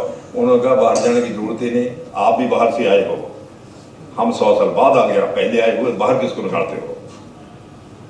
एक तो आप हमारे रिश्तेदार ही हो और दूसरा हम और आप टाइम का फर्क है और कुछ नहीं है। तो ये सारा नैरेटिव सेट करने के लिए 2-3 चीजें जरूरी थी भाई। वेद मिल गए और उसमें चर्चा शुरू हो गई। जे फिर जितना कुछ लिखा हुआ है, ये साहब ये गडरियों के गीत है, बेरू क्या है वैसे ही है, जो भेड़ बकरी चलाते थे उनके गीत हैं, और ये जो सरस्वती नदी है वो तो अब केवल मिलती नहीं है, तो ये काल्पनिक है। काल्पनिक है तो वेदों पर भी संकट खड़ा हो गया। ये ब्रिटिश या गोरे लोगों का नैरेटिव था। सरस्वती को काल्पनिक इसलिए कहा, वो कह सकते थे कि पहले थी अब खत्म हो गई। यदि भाई ये आप जियोलॉजिकल सर्वे ऑफ इंडिया बड़े 10 मिनट में पहचान लेते हैं कि वो एक प्लेट को क्या, टाइटैनिक प्लेट को क्या टकराया, फलाना हुआ, सतलुज इधर चली गई, जमुना उधर चली गई, तो अंग्रेजों को समझ नहीं आती थी क्या? उनको लगा यदि समझ आ गई तो गड़बड़ हो जाएगी, सरस्वती को काल्पनिक कहो, उसके कारण वेदों की निंदा करो, उसके बाद इस सब को इमेजिनरी चीजें घोषित कर दो, फिर तो मामले सेट हो गया। ये वेद भी एक काल्पनिक है, रामायण भी काल्पनिक है, महाभारत तो महाकाव्य है, हिस्ट्री थोड़ा है। देखिए इस नैरेटिव को समझने की जरूरत है और प्रिय मित्रों, इसमें हमारे बहुत मित्रों ने साथ दिया। चलिए, गोरों ने कहा, वो तो बात समझ में आती है। हमारे लेफ्टिस्ट मित्र बहुत एक्टिव हो गए। उनको तो जैसे वो कहते हैं ना जी कि अंधे को चाहिए, अंधे को अंधेरे में कुछ मिल गया, उन्होंने चिल्लाने शुरू कर दिया कि सब गप्पे हैं जी, सब बेकार है। अम्बेडकर ने इसको चैलेंज किया था। देखिए, अम्बेडकर पहला सज्जन था, पहले व्यक्ति थे जिन्होंने अंग्रेजों की इस पूरी थ्योरी को चैलेंज किया। उन्होंने कहा कि आर्य बाहर से आए, ये थ्योरी इमेजिनरी, मिस्टीवियस, पॉलिटिकली मोटिवेटेड और डेंजरस थ्योरी है। उसने कहा आर्य बाहर से बिल्कुल नहीं आए, यहीं के रहने वाले थे। आर्यवाद नॉट ए रेस। जो आर्य लैंग्वेजेस बोलते थे उनको आर्य कहा जाता था। यानी अम्बेडकर ने, और उनकी छोटी सी किताब है, आप जरूर पढ़िए, हू आर शूद्रास, और 20-25 रुपए की होगी, 50-60-100 पेज की किताब है। He was the first person जिन्होंने ब्रिटिश गवर्नमेंट के गोरों के इस नैरेटिव को एक प्रकार से चैलेंज किया। लेकिन हमारे लोगों ने अम्बेडकर की बात को नहीं उठाया। अभी तक भी यही कह रहे हैं, आर्य बाहर से आए। यूनिवर्सिटी में पढ़ाते हैं सब, भाषण हम भी जहाँ करेंगे बाहर से नहीं आए, लेकिन जब क्लास में जाएंगे फिर शुरू करेंगे आर्य बाहर से आए। ये जो कंट्राडिक्शन है, इसको दूर किया जाए तो जब सरस्वती हरियाणा में बहने लगेगी, जो मुझे पूरा विश्वास है कि बहने लगेगी, तो मुझे लगता है उसके साथ साथ ये जो गोरों की मिस्टीवियस एक प्रकार से नैरेटिव है हिंदुस्तान को लेकर, उसका भी उत्तर अपने आप मिल जाएगा।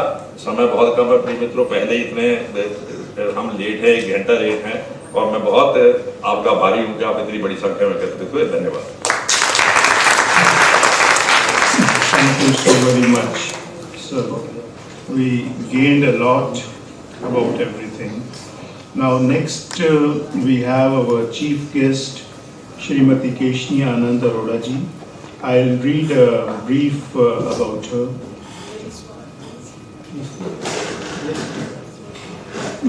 Shrimati Arora is an IAS officer of 1983 batch, Haryana cadre. She has been a brilliant student. She topped her batch besides being a topper of MA Political Science, and subsequently she did her MBA from University of Western Sydney, Australia. She has the एक गौरव है इनको कि she was the first lady Deputy Commissioner of Haryana since the formation of state of Haryana. She has served in numerous departments as head of the department, especially industries, home department, information technology, food and supplies, rural development, supplies and disposal, institutional finance and credit control.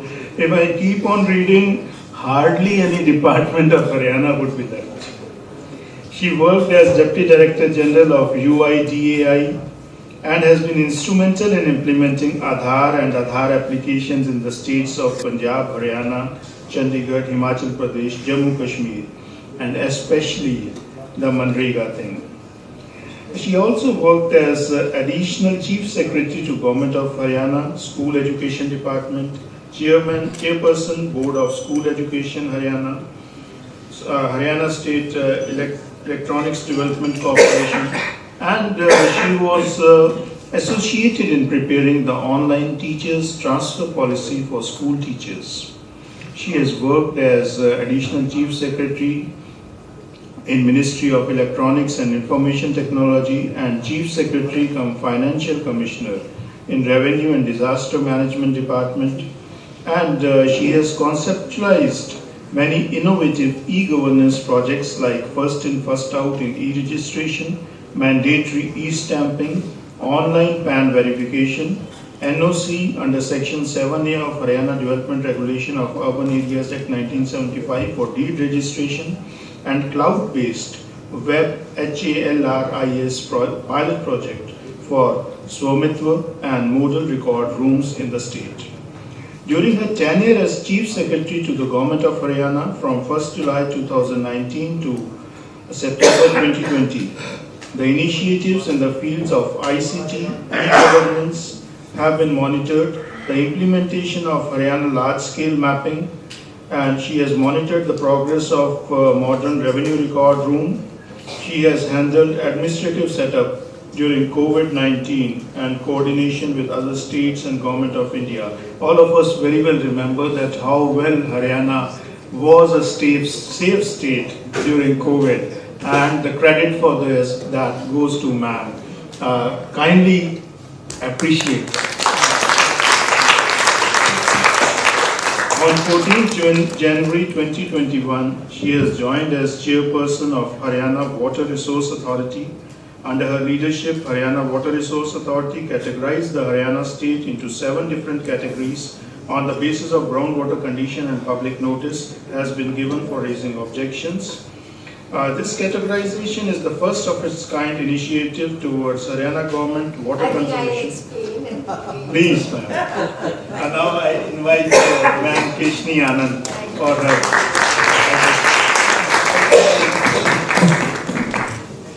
बहुत बहुत धन्यवाद। मैं सबसे पहले सभी dignitaries का बहुत बहुत धन्यवाद करती हूँ कि इतना अच्छा सेमिनार उन्होंने किया, और सबसे ज़्यादा तो जो वाइस चांसलर साहब हैं उनका मैं मुबारकबाद देती हूँ, और चौधरी साहब को। इतने थोड़े समय में मुझे पता लगा कि बहुत ही अच्छा फंक्शन ये सब ऑर्गेनाइज हुआ। सरस्वती के बारे में सबको बहुत मिसकंसेप्शंस रही हैं, तो मेरे ख्याल में आज वो मिसकंसेप्शंस बहुत क्लियर हो गई, और जो अब सोच है वो आगे बढ़नी है कि हमने क्या क्या करना है। इस सेमिनार का एक फायदा हुआ, मेरे साथ CGWB वाले बैठे हैं, जियोलॉजिकल सर्वे वाले भी हैं। मेरे ख्याल में एक जल्द ही एक मीटिंग करके ये सोचते हैं कि आगे रियल मायने में हमने कैसे एक रिजल्ट लाना है। मुझे लगता है हम सबका एंथुजियाज्म बहुत बढ़ गया है और हम बहुत आगे चलेंगे। इस सेमिनार में मैंने बहुत अच्छे अच्छे वक्ताओं को सुना। वर्मा जी ने तो हमेशा ही बहुत अच्छा काम पॉन्ड अथॉरिटी में किया है। फॉरेन डेलीगेट्स ने भी बहुत अच्छा कहा, और कई जो इसरो का जो स्टडी थी वो बहुत ही अच्छी सामने आई। कुलदीप जी ने बहुत प्रैक्टिकल बातें कही, जो कि बहुत बड़ी बात है। मैं सुल्तान जी बैठे हैं जिन्होंने हमेशा हमारे साथ बहुत हर रास्ते पे हमारे साथ चले हैं, और आपको जान के खुशी होगी हम HWRA और हरसेक इकट्ठे मिलके एक बहुत अच्छी एटलस भी लाने वाले हैं, जिससे कि एक अच्छा रिजल्ट आएगा। मैं सिर्फ 2-4 चीजें आपको बताना चाहूंगी, क्योंकि मैं एक सरस्वती को एक ब्रॉडर पर्सपेक्टिव में लेना चाहती। मैं ये चल जाए। इनफैक्ट अच्छा, इंडिया जो है आपको मालूम है मोस्ट वाटर स्ट्रेस्ड है, और 18% पॉपुलेशन और 4% वाटर रिसोर्सेज, जिसमें इरिगेशन भी है, रूरल ड्रिंकिंग भी है। अब अगर हरियाणा देखा जाए तो 90% पानी तो एग्रीकल्चर और हॉर्टिकल्चर में चला गया, बाकी पानी सबके पास। ड्रिंकिंग वाटर देखें तो कुछ भी नहीं। अगर हम एग्रीकल्चर को नहीं संभालेंगे, और मैं कुरुक्षेत्र की धरती पे आके इसलिए कह रही हूँ कि आप लोग हमारे एक बेसिकली आप एक स्पोक्समैन बनेंगे, और अगर कुरुक्षेत्र जैसी जगह, करनाल, कैथल, हम जब तक वाटर गजलिंग क्रॉप्स को नहीं कम करेंगे हम कुछ नहीं कर पाएंगे। जैसा कहा गया कि एक कैटेगराइजेशन की गई, क्योंकि CGWB की बहुत एक ब्रॉड कैटेगराइजेशन थी जिससे हमें समझ कुछ नहीं आ रहा था। तो हमने एक कैटेगराइजेशन की जिसमें कि जो 30 से नीचे वाले जो विलेजेस थे वो रेड कहे, और जो 20 to 30 थे वो पिंक कहे, और जो वाटर लॉट थे वो पर्पल और ब्लू कहे। हम जानना चाहते थे कि हालात क्या हैं, और देखिए उनमें भी बहुत विलेजेस बढ़े हुए थे जो 2020 में लिए। ये देखिए 2000 का जरा नक्शा देखिए, रेड और पिंक का हाल देखिए। 2010 में देखिए, मैं हर्षद से धन्यवाद करती हूँ, उन्होंने बड़ा सुंदर ये पर इसका दिखाया है। 2010 में देखिए रेड और पिंक कहाँ गया, और अगर 2020 जाइए तो रेड बढ़ता जा रहा है। अगर मैं कल 2030 का भी बताऊंगी तो आपको रेड बहुत ज्यादा दिखेगा। मेरा सिर्फ ये कहना है, इस रेड को कम करना हमारा काम है, हमारी जिम्मेवारी है, फ्यूचर जनरेशंस के लिए हमें देखना है। अब देखिए अगर एरिया वाइज भी देखें, जो 4.95 लाख था रेड, वो 26.90 हो गया। जो 4.88 था वो 15.11 हो गया। और पर्पल और ब्लू भी वाटर लॉग बढ़ता गया। ये हरियाणा की कहानी है। इस हरियाणा की कहानी को बार बार बताना बहुत जरूरी है, आगे आगे लेके जाना जरूरी है।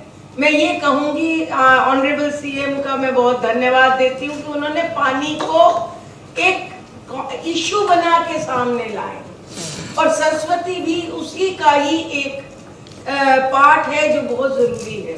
और अगर वाटर कंजर्वेशन सरस्वती में होगी तो हमारा HWRA का काम भी पूरा हो जाएगा। तो ये बहुत जरूरी है। अब वाटर लॉगिंग में भी 9 लाख एकड़ एरिया वाटर लॉग्ड है। अब जैसे डिस्ट्रिक्ट वाइज वाटर लॉगिंग देखिए, अब वाटर लॉगिंग में क्या है, पानी इतना ऊपर आ गया कि बेचारे लोग कुछ कर ही नहीं पा रहे। सैलिनिटी है साथ में, कई जगह सैलिनिटी है, कई जगह नहीं है। तो ground water salinity is equally a problem. तो मैं सभी साइंटिस्ट को इस माध्यम से ये कहना चाहती हूँ कि हमारी प्रॉब्लम्स है जिनको हमें सॉल्व करना है, जिन्हें हमें सॉल्व करना है। अब हमने स्टडी करी कि हमारा डिमांड क्या है, सप्लाई क्या है। HWRA ने पूरी डिस्ट्रिक्ट वाइज, ब्लॉक वाइज एक प्लान बनाई जिसमें ये देखा कि हमारा गैप कितना है। तो वो हमारा gap 14 lakh crore litres gap है। और ये 14 लाख गैप लीटर कहां से आ गया? ये ग्राउंड वाटर से निकल रहा है। जब ग्राउंड वाटर खत्म करते जाएंगे, एक दिन आएगा, CGWB के बैठे हैं, एक दिन आएगा जिस दिन हम पानी नीचे भी नहीं होगा, ऊपर भी नहीं दिखेगा, खत्म।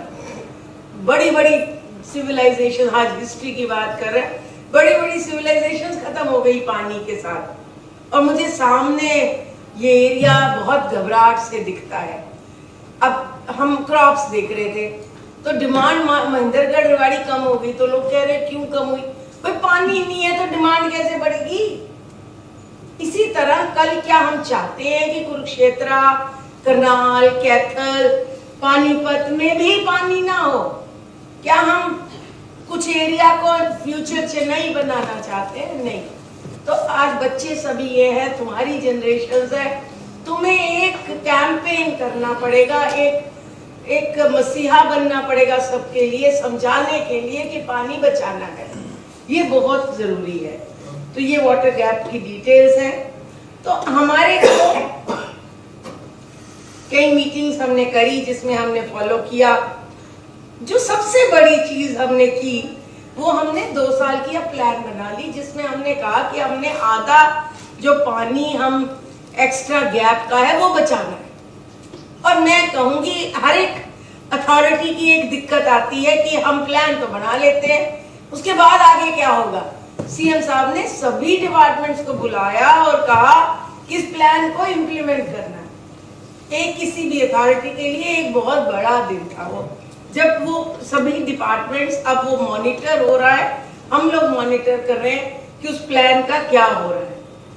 तो मैं चाहूंगी कि सरस्वती एरिया का जो भी काम चल रहा है वो इसके पार्ट बने, जो हमने बहुत ज्यादा इसका पार्ट नहीं बनाया, तो इसकी हम डिस्कशंस करके और बढ़ाएंगे। तो हम कर क्या रहे हैं? हम DSR बढ़ा। DSR क्या होता है? डायरेक्ट सीडिंग ऑफ राइस, जिसका पानी 40% बचता है और फसल उतनी की उतनी।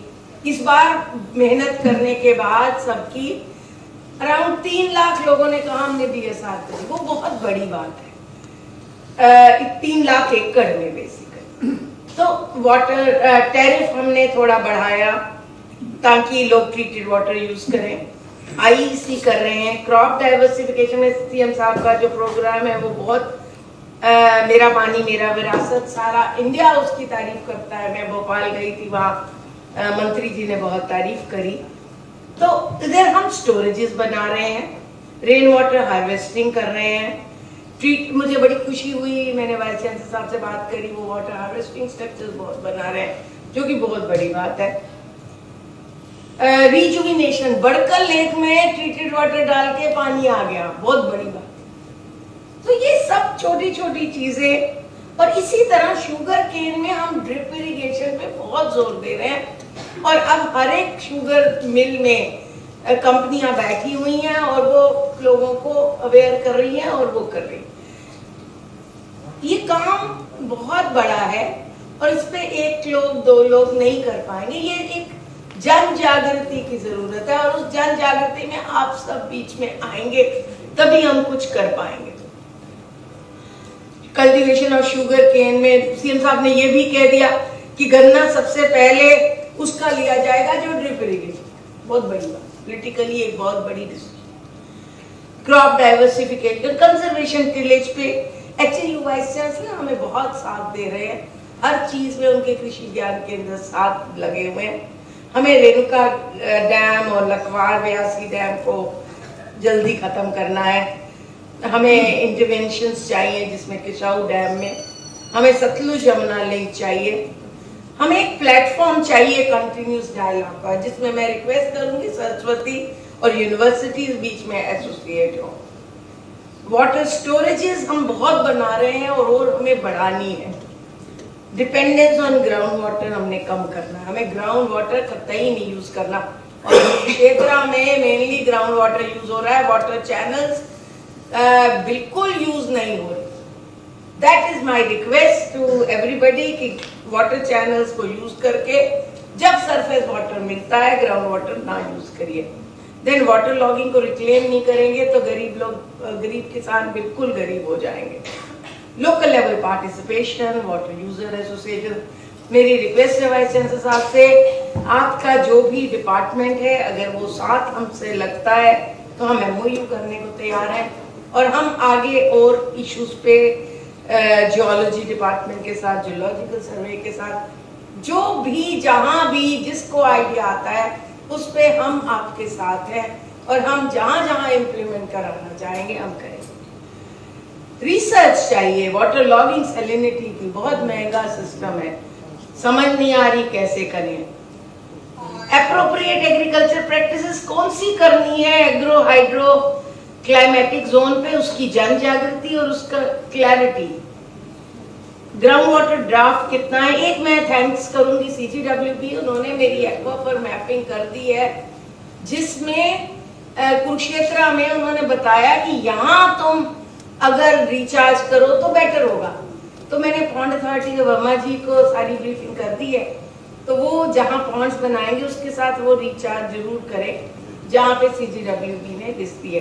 और बैठे हैं खन्ना साहब, मुझे लग रहा है CGWB मुझे और डिस्ट्रिक्ट्स का जल्दी दे देगी, आप कहीं सेंटर में प्रमोशन पे चले जाएं और हमें छोड़ दें तो वो देख लीजिएगा। वर्चुअल वाटर जो हम एक्सपोर्ट कर रहे हैं उसकी स्टडी चाहिए। महात्मा गांधी जी ने ठीक कहा, the earth air land water was not an inheritance from our forefathers, on loan from our children. We have to hand over to them at least as was handed to us. बहुत बहुत शुक्रिया, बहुत अच्छा लगा इस seminar में आके, आपकी कंट्रीब्यूशन, और मुझे विश्वास है इस सेमिनार के बाद हम और आगे बढ़ेंगे और एक रिजल्ट आएगा जो हमारे सब के लिए बहुत अच्छा होगा और फ्यूचर जनरेशंस के लिए। Thank you.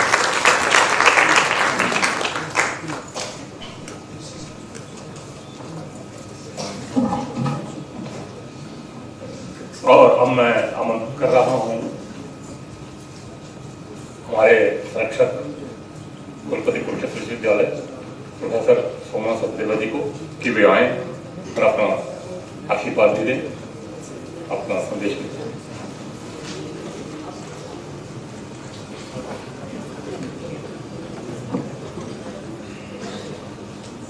आज की हमारी इस अंतर्राष्ट्रीय संगोष्ठी की मुख्य अतिथि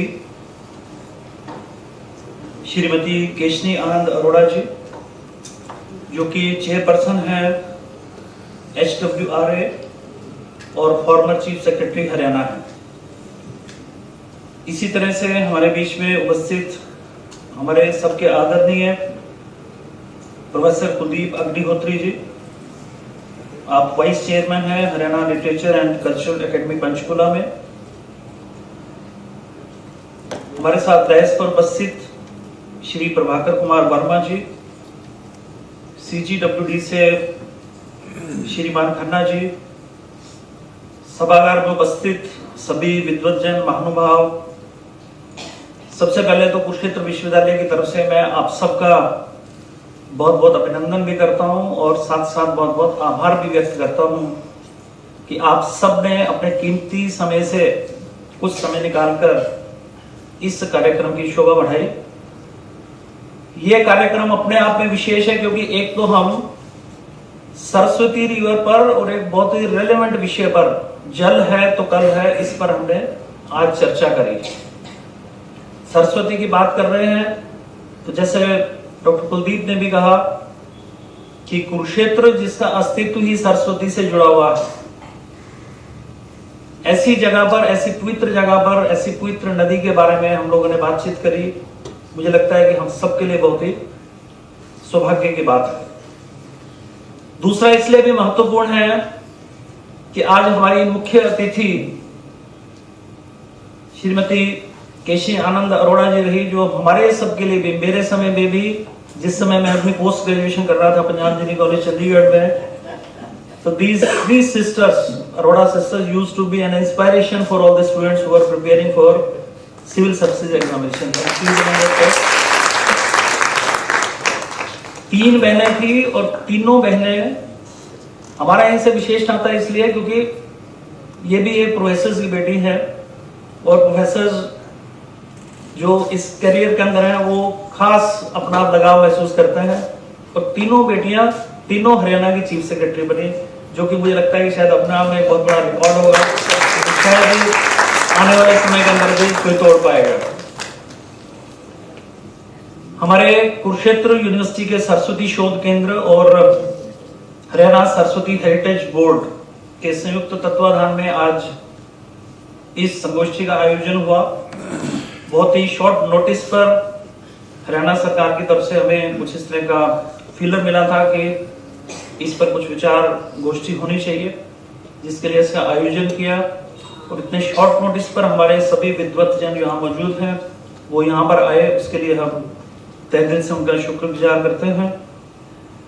मैं अपने सरस्वती शोध केंद्र को बहुत बहुत बधाई और शुभकामनाएं देना चाहूंगा कि उन्होंने इस पूरे कार्यक्रम को बहुत अच्छी तरह से ऑर्गेनाइज किया। उनकी टीम ने काफी मेहनत करी, पिछले 5-7 दिन से मैं देख रहा था, वो काफी व्यस्त थे इसको ऑर्गेनाइज करने के लिए। आज जितनी भी डेलिब्रेशंस हुई यहाँ पर,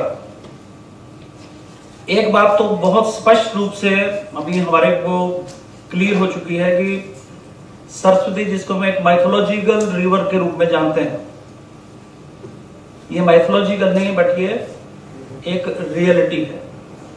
एक माइथोलॉजिकल बोलकर एक काल्पनिक जानबूझकर इस तरह का विमर्श खड़ा किया गया हिस्टोरियंस द्वारा उनके अपने एंड्स को सर्व करने के लिए।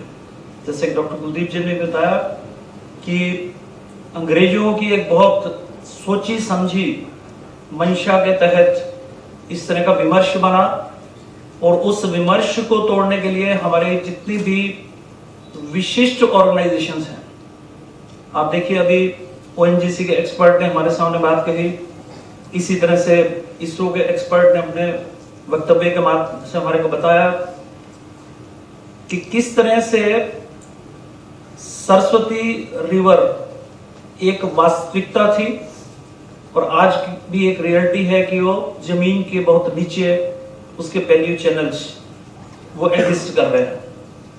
हरियाणा के अंदर जो शोध हुई, जो हमारे सरस्वती शोध केंद्र ने शोध करी, जो एक मान्यता थी जब ये हरियाणा सरस्वती हेरिटेज बोर्ड की स्थापना हुई, उससे पहले कि बहुत कम किलोमीटर, 500 किलोमीटर के पैल्यू चैनल्स हरियाणा में हो गए, उससे भी कहीं ज्यादा 6 टाइम्स 7 टाइम्स मोर ऐसे पैल्यू चैनल्स को आज हम लोग जानते हैं जो कि हरियाणा के अंदर विद्यमान है।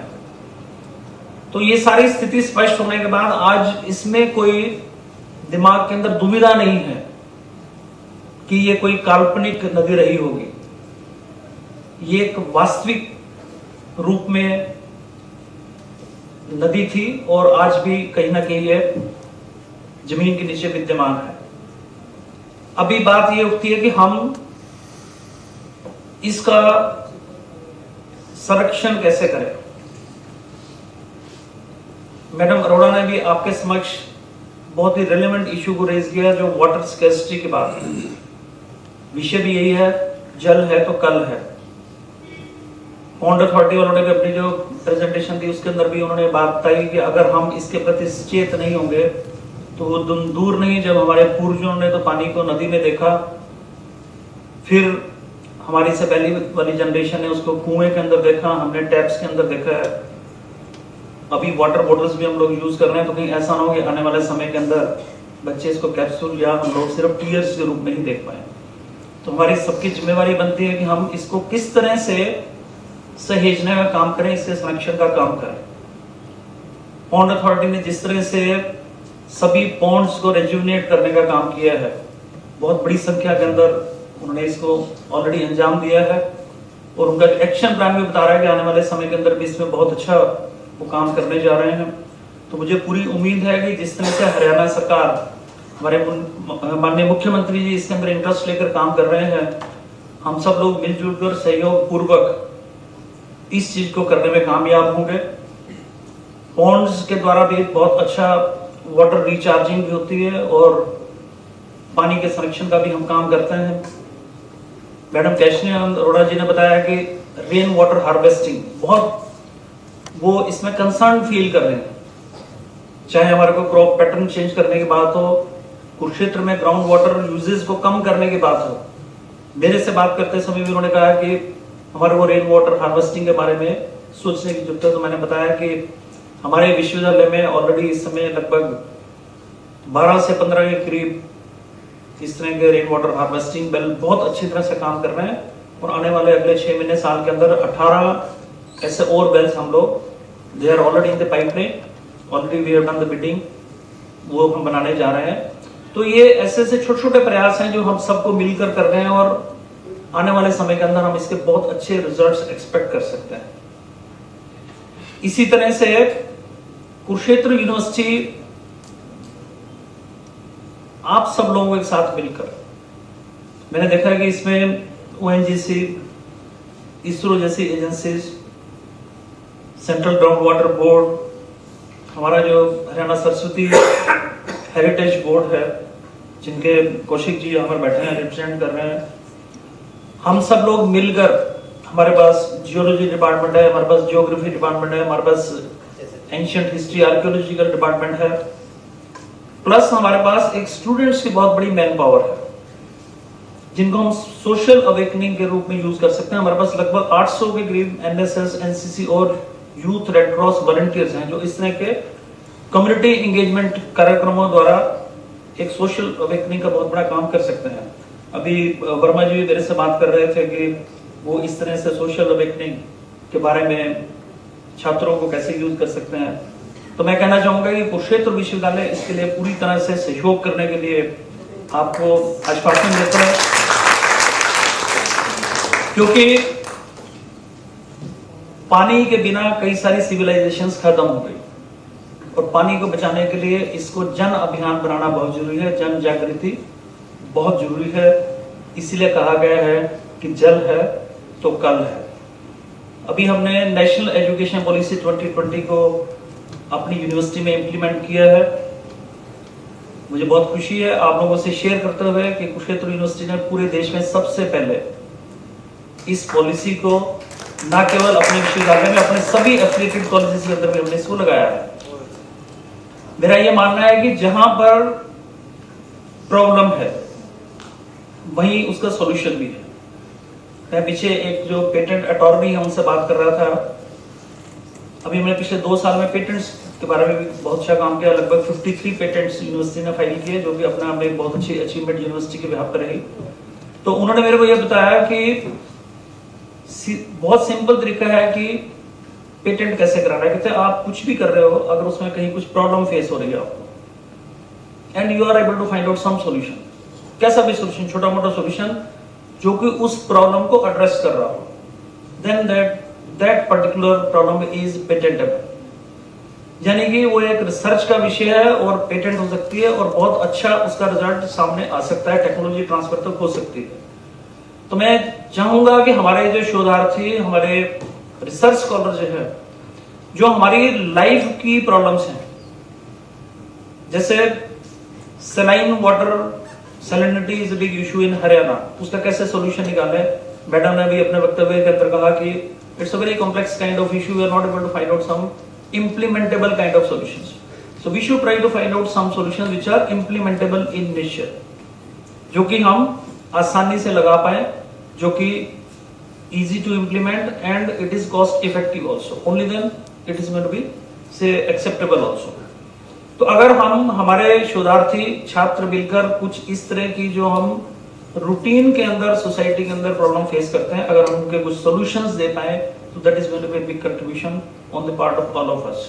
I hope the deliberations that we had today, especially very renowned experts have given their views on this topic, and if we are able to have some kind of concise compilation of the proceedings of today's deliberations, and then we can chalk out says something what is to be done in future. Like the madam has pointed out कि अभी करना क्या है, कुछ एक बिंदु अगर हम इसमें से निकाल पाएंगे तो that is going to be a very good outcome of this particular conference. So I wish the organizers, Professor Chaudhri, will take care of these points, that will come out with the proceedings and then what is going to be the way forward.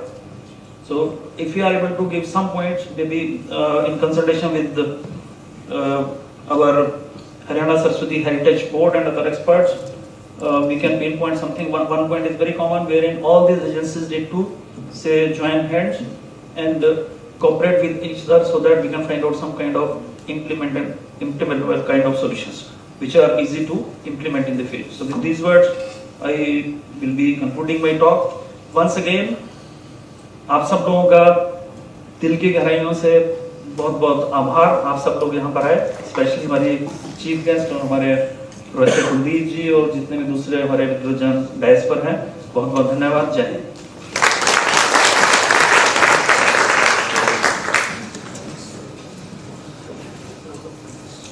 Vote of thanks के लिए, धन्यवाद ज्ञापन के लिए मैं अरविंद कौशिक जी को आमंत्रित करता हूँ कि वे आए और सबका तहे दिल से शुक्रिया अदा करें।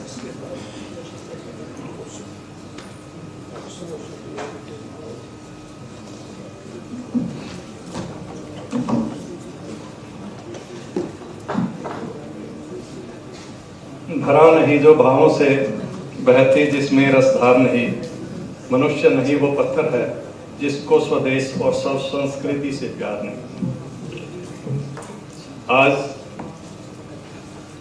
Saraswati river the cradle of civilization विषय पर जो आयोजन किया गया, इसके लिए मैं सबसे पहले हमारे चीफ गेस्ट माननीय श्रीमती केसनी आनंद अरोड़ा जी का हृदय की गहराइयों से स्वागत धन्यवाद करता हूं कि उन्होंने इतने शॉर्ट पीरियड पे जो हमने नोटिस इनको दिया, उन्होंने स्वीकार किया और हमारे आज का जो ये आयोजन था, इसके 4 चांद लगाने का कार्य किया। धन्यवाद, मैं बहुत बहुत धन्यवाद आपका। मैं धन्यवाद करना चाहूँगा श्री हमारे माननीय बीसी साहब का, सोमनाथ सचदेवा जी का, जिन्होंने बड़े हृदय के साथ हमारे इस प्रोग्राम में हर पल इसकी खबर लेते हुए हमारा पूरा सहयोग दिया और पूरे आयोजन में को सफल बनाने में हमारा सहयोग दिया। धन्यवाद सर। धन्यवाद करना चाहूँगा भास्भूषण भारती जी का, जिन्होंने इस समय अपने समय को देकर यहाँ पे आकर इस आयोजन की शोभा बढ़ाई। धन्यवाद करना चाहूँगा श्री कुलदीप अग्निहोत्री जी का, वाइस चेयरमैन हरियाणा लिटरेचर और कल्चरल एकेडमी विभाग के। आप अपने वक्तव्य से आपने जो संस्कृति के प्रति हमारी जो निष्ठा चाहिए और जो उसमें आगे हमें काम करने की जरूरत है, उसके प्रति हमें जागरूक किया। धन्यवाद करना चाहूँगा दीपक सिंगल जी का, फॉर्मर चीफ सेक्रेटरी, जो हमारे साथ आज जुड़े रहे ऑनलाइन। धन्यवाद करना चाहूँगा जिजित जी जो यूएसए से ऑनलाइन जुड़े और उन्होंने एक बहुत ही अच्छी प्रेजेंटेशन हमें यहाँ पर दी।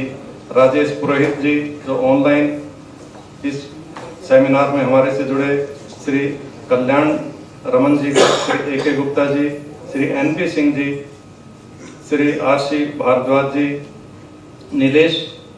नीलकंठ जी ओक जी और डॉक्टर प्रोफेसर एलेन जो ऑनलाइन हमारे से जुड़े हुए थे, प्रभाकर कुमार वर्मा जी जो हमारे बीच में मौजूद हैं। इन्होंने अपना कीमती समय यहाँ पे दिया और हरियाणा में जो पॉन्ड्स अथॉरिटी पे जो कार्य हो रहा है उसके ऊपर जो इन्होंने अपना वक्तव्य दिया कि कितना अच्छा कार्य हो रहा है। और डॉक्टर ए.आर. चौधरी जी का तो ये सारा प्रयास और जो इनकी एक सोच है जो जिनके मार्गदर्शन में आज का जो प्रोग्राम हुआ, मैं धन्यवाद करना चाहूँगा कुरुक्षेत्र यूनिवर्सिटी से जुड़े हुए और जियोलॉजी डिपार्टमेंट के और डिपार्टमेंट के सभी स्टूडेंट्स का, शोधार्थियों का और आज आए यहाँ पे गणमान्य व्यक्तियों का जिन्होंने यहाँ पे इस सभागार में आके इस आयोजन को सफल बनाया। और मुझे उम्मीद है कि जो माँ सरस्वती वाणी और पानी की देवी है और आज के युग में वाणी और पानी की सबसे ज़्यादा आवश्यकता है। आज के दिन जो जो वक्तव्य हुए हैं, जो शब्द निकले हैं, माँ वाणी देवी की शक्ति से जो शब्द निकले हैं, मैं उम्मीद करता हूं कि ये शब्द संकल्प में बदलेंगे और संकल्प हमारे सिद्ध होंगे। और जो सरस्वती को लेकर जो हमने एक विजन क्रिएट किया है और बहुत जल्द ही एक लाइन में इसमें जरूर ऐड करना चाहूँगा। जैसे प्रोफेसर सचदेवा साहब ने कहा था कि इसकी जो इसमें कुछ आज के जो हम निष्कर्ष इसमें से लेके आए वो इसमें होने चाहिए। आप हम क्योंकि सर हमारी बहुत कॉन्फ्रेंसेस हो चुकी हैं, हर कॉन्फ्रेंस के अंदर ये कंक्लूजन यही होता है कि सरस्वती कोई काल्पनिक नदी नहीं थी, ये वास्तविक नदी थी। इसमें मैं एक बात और जोड़ना चाहूँगा कि जब भी ये बात आती है कि सरस्वती नदी खत्म हो गई, धरातल से समाप्त होगी, तो मेरे दिल को बड़ी ठेस पहुंचती है, क्योंकि सरस्वती नदी जमीन के अंदर भी है और धरातल में भी है। धरातल पर सरस्वती नदी मौजूद है। Haryana Saraswati heritage development board ने 200 किलोमीटर की लंबाई में जो हरियाणा सरस्वती धरती पे यमुनानगर से शुरू होकर यमुनानगर, कुरुक्षेत्र, कैथल, जहाँ पर ये गग्गर नदी में जाके मिलती है, उसके जो सारे मैप तैयार कर लिए हमने। उसका एल सेक्शन अप्रूव हो गया। 2018 में हरियाणा सरकार की तरफ से उसकी नोटिफिकेशन भी हो चुकी है। उसकी 23 नंबर ट्रिब्यूटरीज की जिनकी लंबाई लगभग 150 किलोमीटर है, उनकी भी नोटिफिकेशन हो चुकी है। उनके ऊपर सभी के ऊपर डेवलपमेंट के काम जारी हैं। जो आदिबद्री डैम जो बनने जा रहा है, हिमाचल गवर्नमेंट के साथ उसका MOU हो चुका है और सिर्फ फॉरेस्ट क्लियरेंस आते ही जल्द ही उसका जो माननीय मुख्यमंत्री जी की रहनुमाई में और उसका स्टोन पिलर उसका जल्दी रखा जाएगा। तो इन्हीं मैं सभी जो सभागार में उपस्थित जितने भी गणमान्य अतिथि हैं, व्यक्ति हैं और जो डिग्निटरीज हैं, सभी को मैं विश्वास दिलाना चाहता हूं कि हम पूरी लगन से और विश्वास से मां सरस्वती के आशीर्वाद से इस प्रोजेक्ट पर लगे हुए हैं और बहुत जल्दी ही इसके अंदर हमें सफलता मिलेगी और सरस्वती की निरंतर धारा इसमें हमेशा वही रहेगी, जिससे हमारे संस्कृति का उत्थान होता रहेगा। और जो बीच में जो ये कल्पनाएं आई थी, आर्यन थ्योरी थी और जो जितने भी विरोधी पक्ष के हमारे संस्कृति की थे, ये समूल नाश हो जाएगा और भारतीय संस्कृति भारत फिर से विश्व गुरु कहलाएगा। जय हिंद, जय भारत, जय माता।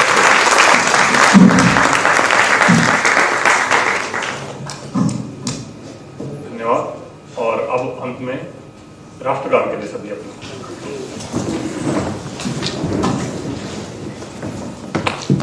जनगण मन अधिनायक जय हे भारत भाग्य विधाता, पंजाब सिंध गुजरात मराठा द्राविड़ उत्कल बंग, विंध्य हिमाचल यमुना गंगा उच्चल जलधि तरंग, तब शुभ नामे जागे तब शुभ आशीष मांगे, गाहे सब जय गाथा, जनगण